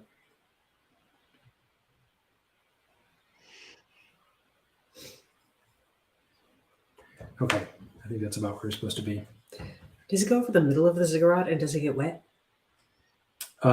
He goes, you can see he kind of went right beside the edge, and no, it's not like a geyser, it's more of just a fount. So he's getting himself into this action squalidly as he can. It's Simduram's turn. Simduram, man, y'all have really like knocked out Fa and Wira, as the action's like getting started, when people are running into place and stuff.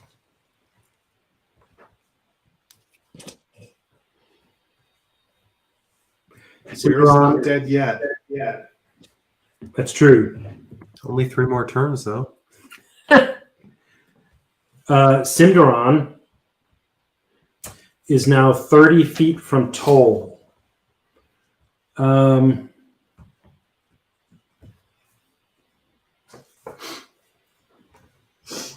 Toll, he casts a spell on you.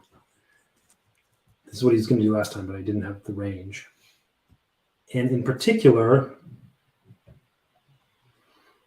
the spell he casts on you is...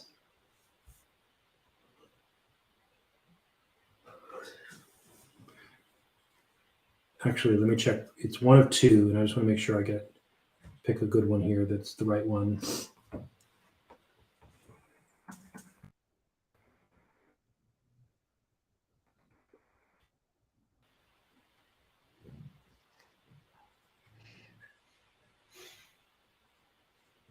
Okay. Here it is. Where is Toll?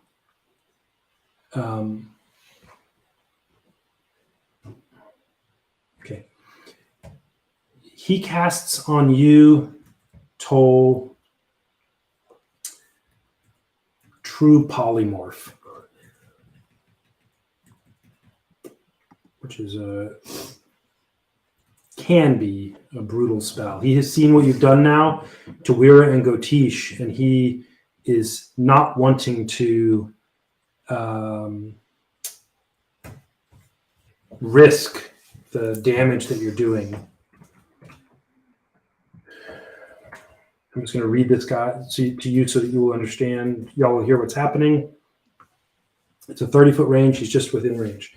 Choose one creature or non-magical object that you can see within range. You transform the creature into a different creature or into a non-magical object. Or if it's an object, you can transform it into a creature. The spell lasts for the duration of the spell or until the target drops to 0 hit points, in which case it reverts back to its form, or dies. If you concentrate on the spell for the full duration, if you just stay concentrating on it the whole time, then the spell lasts until it is permanent, basically. The spell has no effect on a shapeshifter, what doesn't matter, or you can't do it on dead stuff. It can be any kind you choose whose challenge rating is equal or lower than the target. The target's, let's see, all the target statistics, so Toll's statistics, including mental ability or anything else, are replaced by the statistics of the new form. It retains its alignment and personality. So Toll is still Toll, but has the capacity of the creature he is turned into in each of these ways. The target assumes the hit points of the new form. When it reverts to its normal form, the creature returns to the number of hit points it had before it was transformed. So if it reverts as a result of dropping to 0, any excess damage carries over to its normal form. As long as the excess damage doesn't reduce the creature's normal form to 0 hit points, it is not knocked unconscious, and it's more stuff that we don't need to care about right now.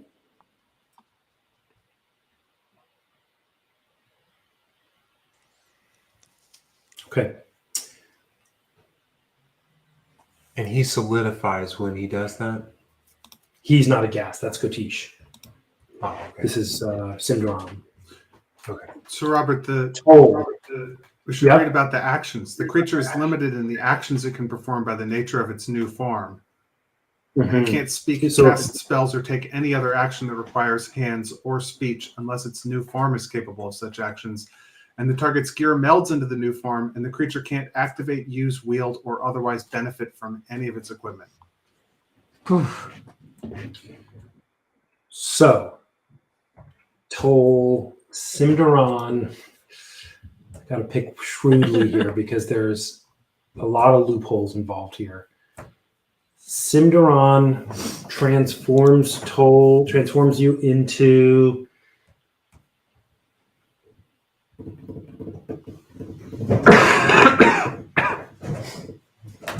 okay, I got it. Or I know how to do the thing I'm trying to do.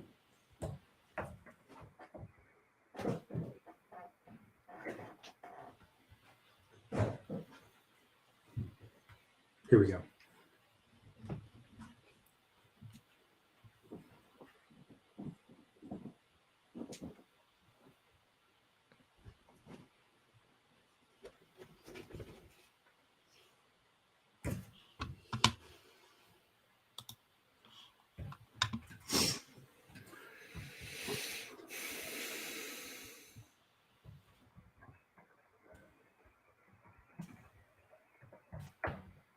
Okay. Sorry, I wasn't exactly planning on this because some things changed, but now I am. The suspense is killing me.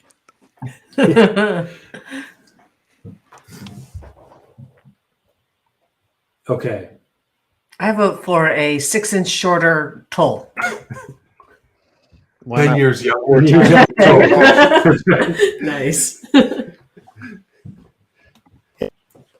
Get toll, and instead there's this thick, filmy outer layer of polymorph that he has to cut through. Let me read one thing real quickly because there's something I don't understand about one thing I read just there. Seems like he's a beastmaster, so some animal of the woods. Seems like. She turned me into a newt. I got better. Okay. Not yet. Toll. Did Toll already fail his wisdom save? This is not a wisdom save thing. Oh, wow. Are you sure? No, I'm not sure. Oh, an unwilling creature can make a wisdom saving throw. If it succeeds, it isn't affected. Okay, Toll. Okay, roll me your wisdom savings throw, and let me find what their. Thank you, Josh. That's great. That would have been what I was doing. That's an 18. Nice. Ooh, you pass. That's my boy! It's a good time to roll an 18. So you don't know what he was turning you into. Toll Nice. Nor that he momentarily was turning feels into like a anything. newt, but then he shakes off the feeling. Right. A foolish hunger for bugs and. Okay, that's the job. end of Cinderon's rather long Cinderon turn. burns a high level spell and gets butt kiss. All right. Chef's that kiss. That would have been a significant Yes. thing there. Dice Christ is with us. Okay, so now we are on. That was Cinderon. We did Braka, we did Cinderon. Now it's Toll's turn. I have It was a probably really because quick of that question. word of inspiration I gave you, right? Probably. I have just a real quick, completely unrelated question. Sorry. Mr. DM, Yeah. I know we're asking for a lot of stuff this battle. I'm sorry. Yeah. Ask. But we have a lich and an ancient dragon on our side. Do they get legendary actions? Yes, or as needed, but they don't. They're not open to input from their friends. They have their own purposes. But the legendary actions happen not on their turn, but after other people's turns. That's true. Just asking. Yeah, absolutely. So is Wira still in the thorns? She is. So did she take damage when she finished her last turn there? She did. Yeah. Oh, okay. Sorry, I didn't hear that. But she's woken up from the spell, so she could be able to From move her out optimal. on the next turn. Yeah. I'm going to fling another acid arrow Great. at her. You still get disadvantage. She's still laying down. Oh, son of a gun. Well, I think that's my best bet right now, so I'm going to do that. You don't have any area of attack spells? Maybe. Area of effect. Sorry. I don't know. Even with half damage, it's still 2d4. Well, disadvantage. Oh yeah, that's true. Up to you, my So- man. Yeah, I think I'll do that. Act authentically. So my The attack mere roll- presence of a legendary creature can have strange and wondrous effects on its environment. You're welcome. That was a 12, so that's not going to hit because the last one didn't hit. Well, I mean, it's a failure, but I'll still get half. So yeah, do half damage. 6. Okay.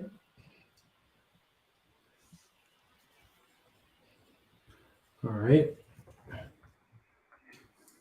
It's Gotisha's turn. Told, did you not drink? Oh, no, I haven't. I figured I'd save it to when I needed it, but I guess it lasts long enough that it doesn't really matter. The whole point of it is you want to take it as early as possible so that its effect is benefiting you turn after turn after turn. Is that For a bonus 10 action? turns. How many turns left do you have as a human? It's a full action to drink the Yeah, potion. it takes your action to drink it. Unless it takes a Robert to let you make It some gives sort you of an dexterity action. check.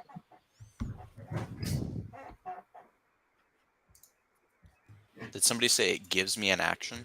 Yeah, it gives you an action, Yes. but the You action is actually- limited in what you can do with it. It gives you so Speed, and it gives you 2 more AC.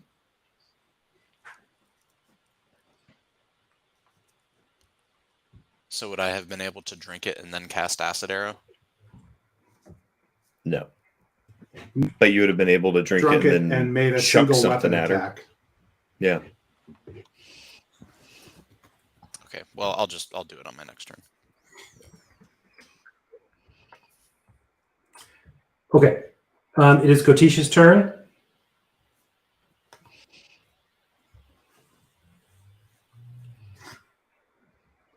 I will tell you what in a minute, but I need.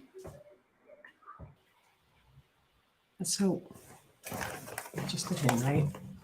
So then him and then him. Let me check. Where's this guy right here? Nope, wrong one. Oh, it's the right one. Because that was the guy that we. We just went Toll. No, oh, I'm sorry. It's Inkatink's turn next. Yep, I missed Inkatink. Thanks. Inkatink, your turn. How far apart are Cinderon and Gotish? Like 20, 25 feet? 10, 20, 30, 40, 50 feet. 50 feet. Okay. It looks like Inkatink Inkatink. is a cloud right now.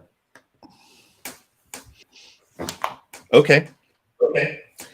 Inkatink is going to move northeast until Cinderon and Gotish are in a straight line away from him Northeast. Okay.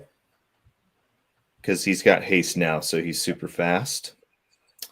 And Which I'd like is- to be about 10 feet away from Cinderon with Cinderon and Gotish in a straight line away from me. I'm sorry. So With he wants to get Cinderon, like here, so we can have them in a straight. you want to try to move like this? Something closer to Cinderon, though. Yeah, like that. That's fine. Okay. And what's your movement right now? 60.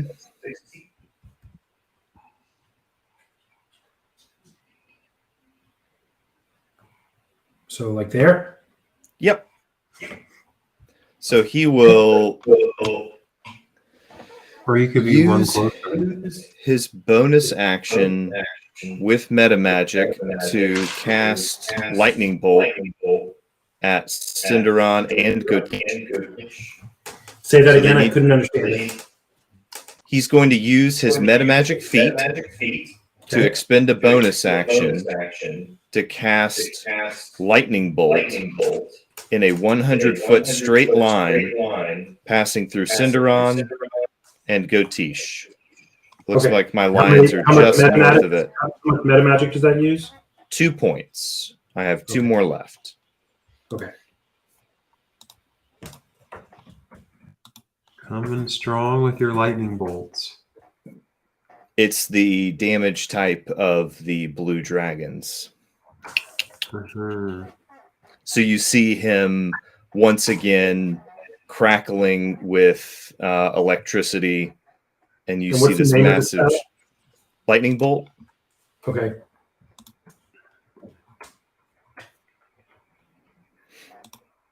Go for it. Roll it. So they roll. They need to make a DC 14 dexterity saving throw. Gotcha.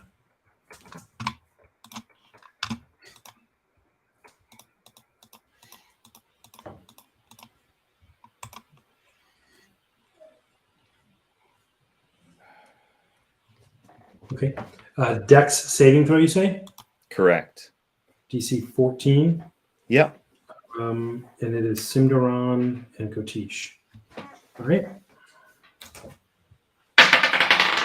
Oops. They both failed. Okay. So they both take 21 points of damage. Okay. Inkatink points at Wira and fires off a.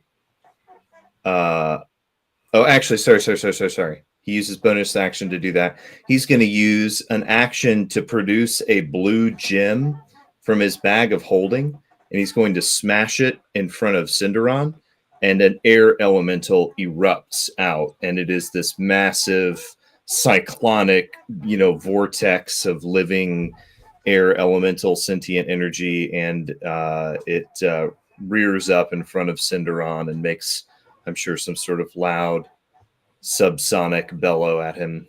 And the lions will lunge in and pin him from either side and attack him. The lions will have advantage on this because they're using.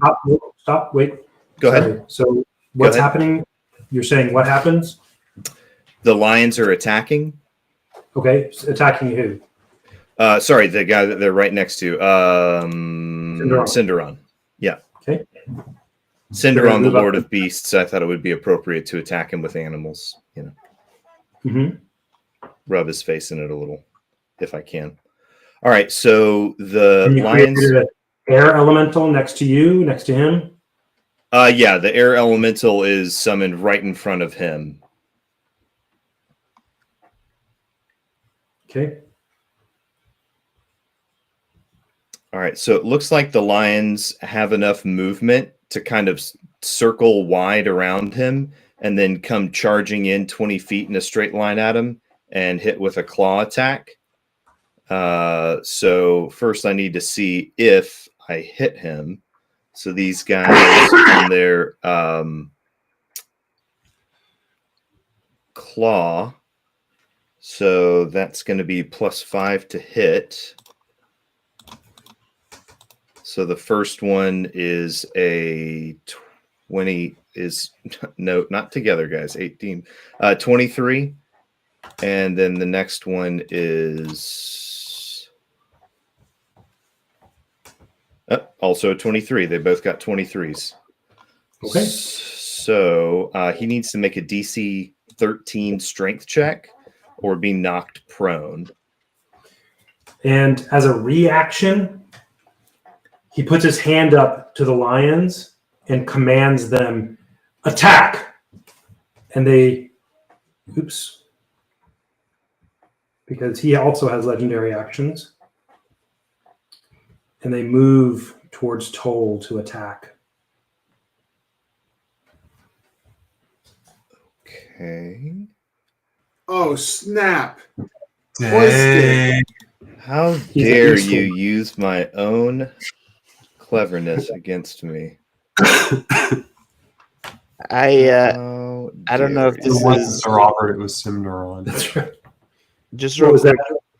that? I don't know if this is generic to all legendary actions, but the one I was reading about recently can only be taken at the end of another player's turn. That's not exactly. Yes. Okay. That sounds good. And not exactly what's happening here. Gotcha. It's also happening at the end of the lion's turn, right? They're attacking. Whichever way you want to think about that. They start attacking him and he commands them. All right. We have a little bit of time left. Man, I was expecting a lot more of progress through the fight. I'm okay with that. I just Okay. And then Inkatink has one more action from the haste. And so he is going to... one action was casting the spell, and the other action was interacting with using the object. So I get 2 actions and a bonus action. I used my meta magic to cast the spell with a bonus action. I used an action to summon the air elemental, and then haste gives me an extra action that can be use an object, make a weapon attack. So he was going to make a weapon attack. Okay, go for it. You are 10 feet away from. Yeah, so he's gonna step forward. Well, actually, yeah, he's gonna.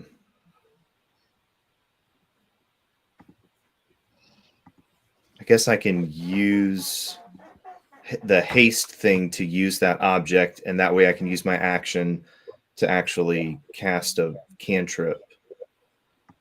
So he's going to use one of his cantrips, Shocking Grasp. Okay. So lightning is going to spring from his hand. I'm going to make a melee touch attack, spell attack, whatever. That's 19. Ranged spell attack. Melee spell attack. Because I You're too step far. up. You have to be 5 feet.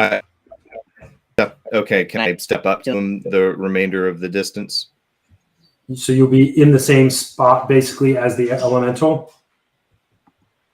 No, that's fine. Okay, that's fine. I'll use lightning lure then. Whatever. I mean, it's the same bonus and everything. Firebolt. There. Okay. That way doesn't. All right. So he takes. You can't do 2 spells, right? I'm just doing. The only way you can do a second spell is if one of them's a cantrip. So he's doing 10 points of fire damage to this guy, and if there's anything flammable on him, it begins burning and it conflagrates. He's the one actually wearing all leather. Okay. Which do you roll to hit? I did. I rolled the shocking. I just did a different spell. So.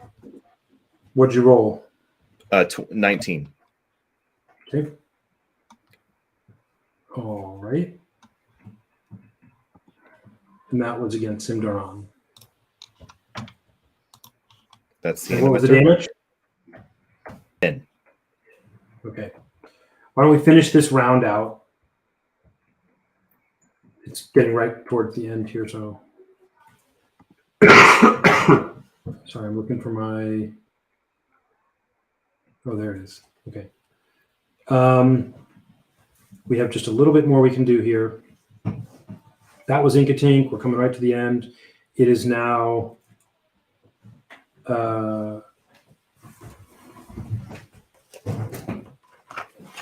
Inkatink. Gotish's turn. That was the one we traded in. Gotish took the accent last time. Yeah. I've got a list here. I've got them all in order, but thank you. It is now Gotish's turn. He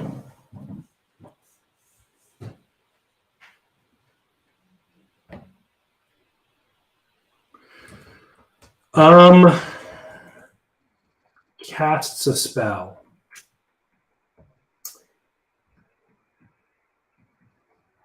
Which I have open in one of these windows.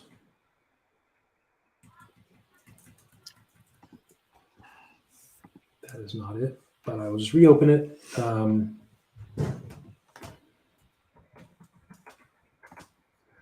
right.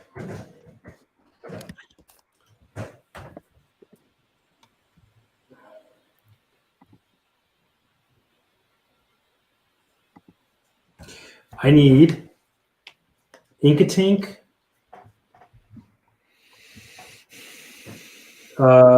your air elemental, the lions, and Toll to roll a con savings throw. I believe it's con savings throw. Let me check that real quick. Oh yeah, nat 20 plus for me. Lion 1,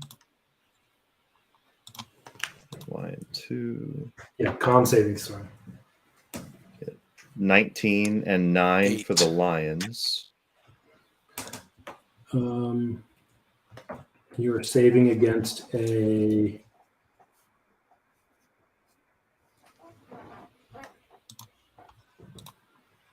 17.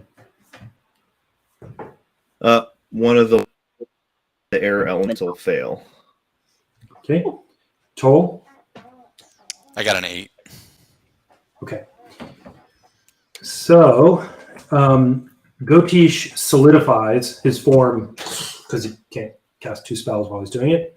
His form solidifies, and he casts a particularly nefarious seeming spell that does. I'll tell you in a second. Let me just get it. Hold on.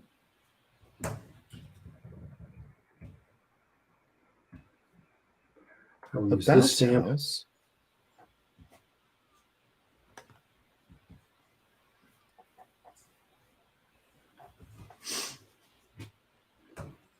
He does that. If you can look at the screen, you're welcome to see. He casts a spell called Circle of Death. It's not good. And I'll tell you, let me roll this. For everybody who failed that savings throw, you take a little bit of damage. Not cake. Specifically, I gotta roll it. It is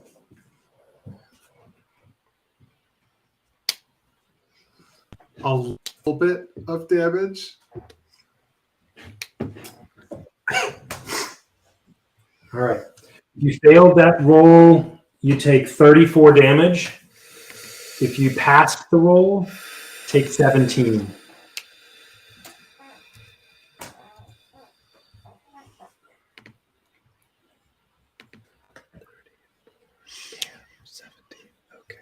Tall Enkatink, are you still up? 90, 34, 56. All right. Inkatink is still up. One of the lions is slayed on the spot, and the air elemental looks messed up. Tall or Patrick, are you there? He had been cutting out. Yeah. I'll look at his sheet real quickly, but he is still up after that, but I'm going to record it for him. But he was tough. He has a lot of hit points for where y'all are. He's still up, but it took more than half his hit points. Here's the description of it. A sphere of negative energy ripples out in a 60-foot radius sphere from a point from the particular point. Each creature must make a con savings throw. They take 8d6 necrotic damage on a failed save, or half as much on a successful one. Oh, and what slot did he use for that? Sorry, I'm almost there. That was Gotish, and that was Circle of Death. Okay, so it was not a great. Okay, good. That is now.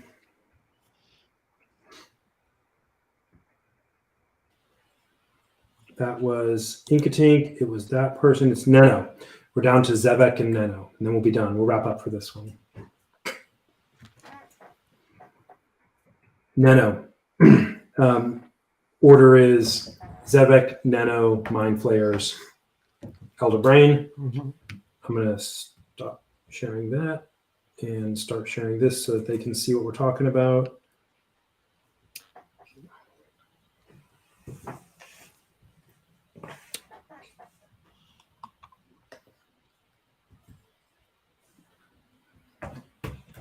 All right. Zevek has one of the Elder Brain's tentacles wrapped around neck and torso, and it seems to be, it's not strong. That one tentacle is not strong enough, but it seems to be like tensing to pull him towards it or whatever. Two of the mind flayers seem to be going towards Fa for some reason, and one mind flayer seems to be, it's unclear what the intent is, but he's cut from here down to here. Could be going to Zevek, could be going to Fa, hard to tell.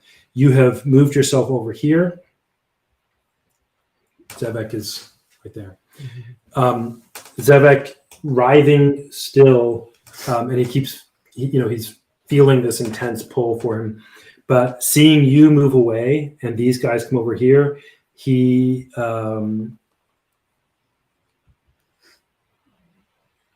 comes over following close to you. Not like following you exactly, but trying to stay with you and away from those guys. He does not seem to be eager. Like he's really racked with pain right now, sort of psychic pain. Your turn. I'm going to also just so you know, I had him. I'm having him not speak or anything because I'm going to consider these to be roughly happening at the same time, so you can have brief conversation with him or something like that. Okay. You have a potion of invulnerability. I what? Did you ever write those down?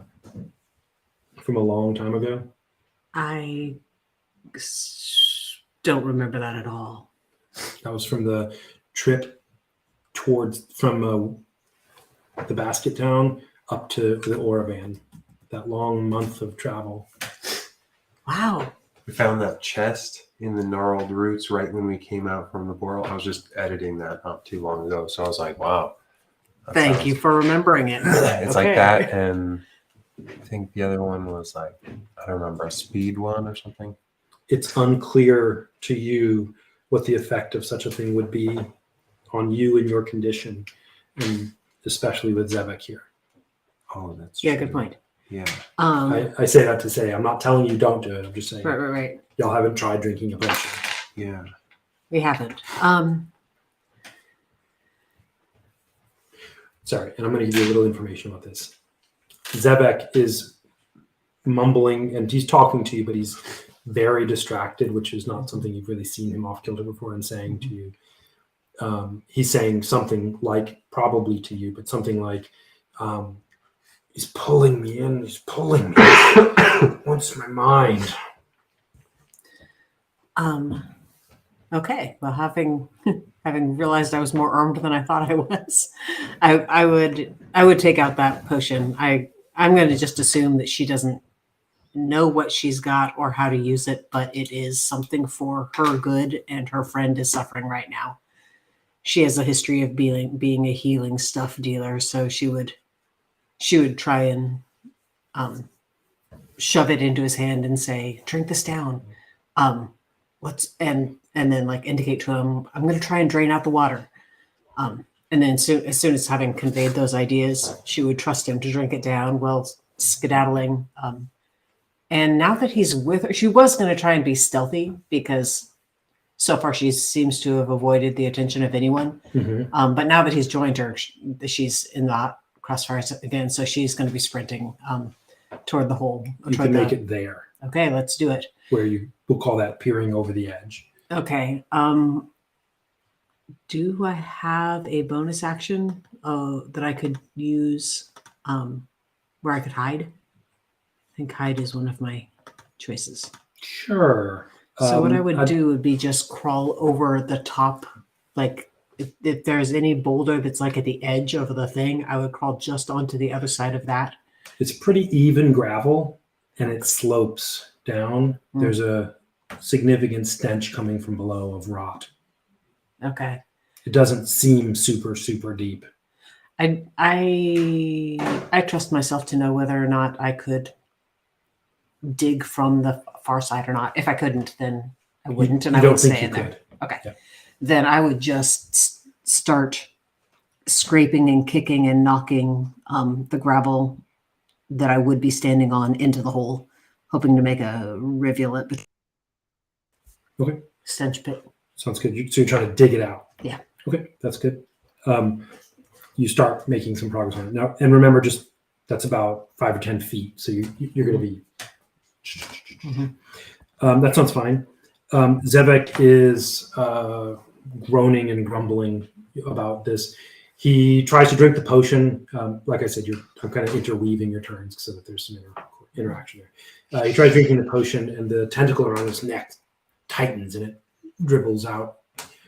Whether it would have had effect, no way to know, but it now is in the pool. And it is now the Mind Flayer's turn. This Mind Flayer moves to here. This Mind Flayer tries to cast a spell. Mind Flayer 3 starts to cast a spell, and they seem to chatter, not knowing what's happening. Like it's not working, right? The two of them. This one, Mind Flayer 1, seeing the Mind Flayer 3 using its action to cast a spell, it instead chatters in some sort of squalid language at the others to each other, and just begins to move and reach to Fa and tries to start pulling his head open as though to extract a brain. The other Mind Flayer moves next to Zevek on this side, and then says something that you can't understand. And the Elder Brain, that's not a D20. The Elder Brain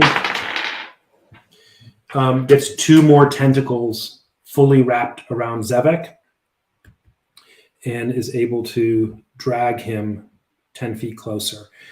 Now at this point, Zevek is thoroughly bound with something around his head, tentacles around arm and waist, and he's being pulled in towards that Elder Brain. Not quickly. He seems to be resisting strongly, but he's now somewhat able to speak. Nano, help!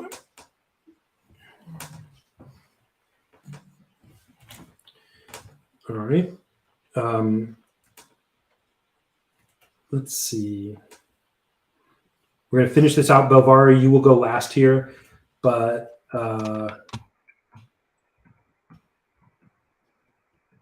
actually, you know what? It's 10-12. Let's finish it with Zevek saying, "No help!" Being choked. He's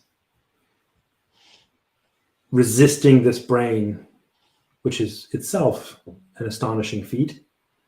But he's not resisting it all the way successfully, which is itself also very astonishing for those of you who know him well. All right. Well, thank you for playing. Thanks for watching. Try to finish up. Not trying to hurry, but I mean, I don't want it to drag needlessly. I'll try to finish it up next time, and I hope you all are having a good time. Find out more about this and the Starfall Collective at starfallcollective.com.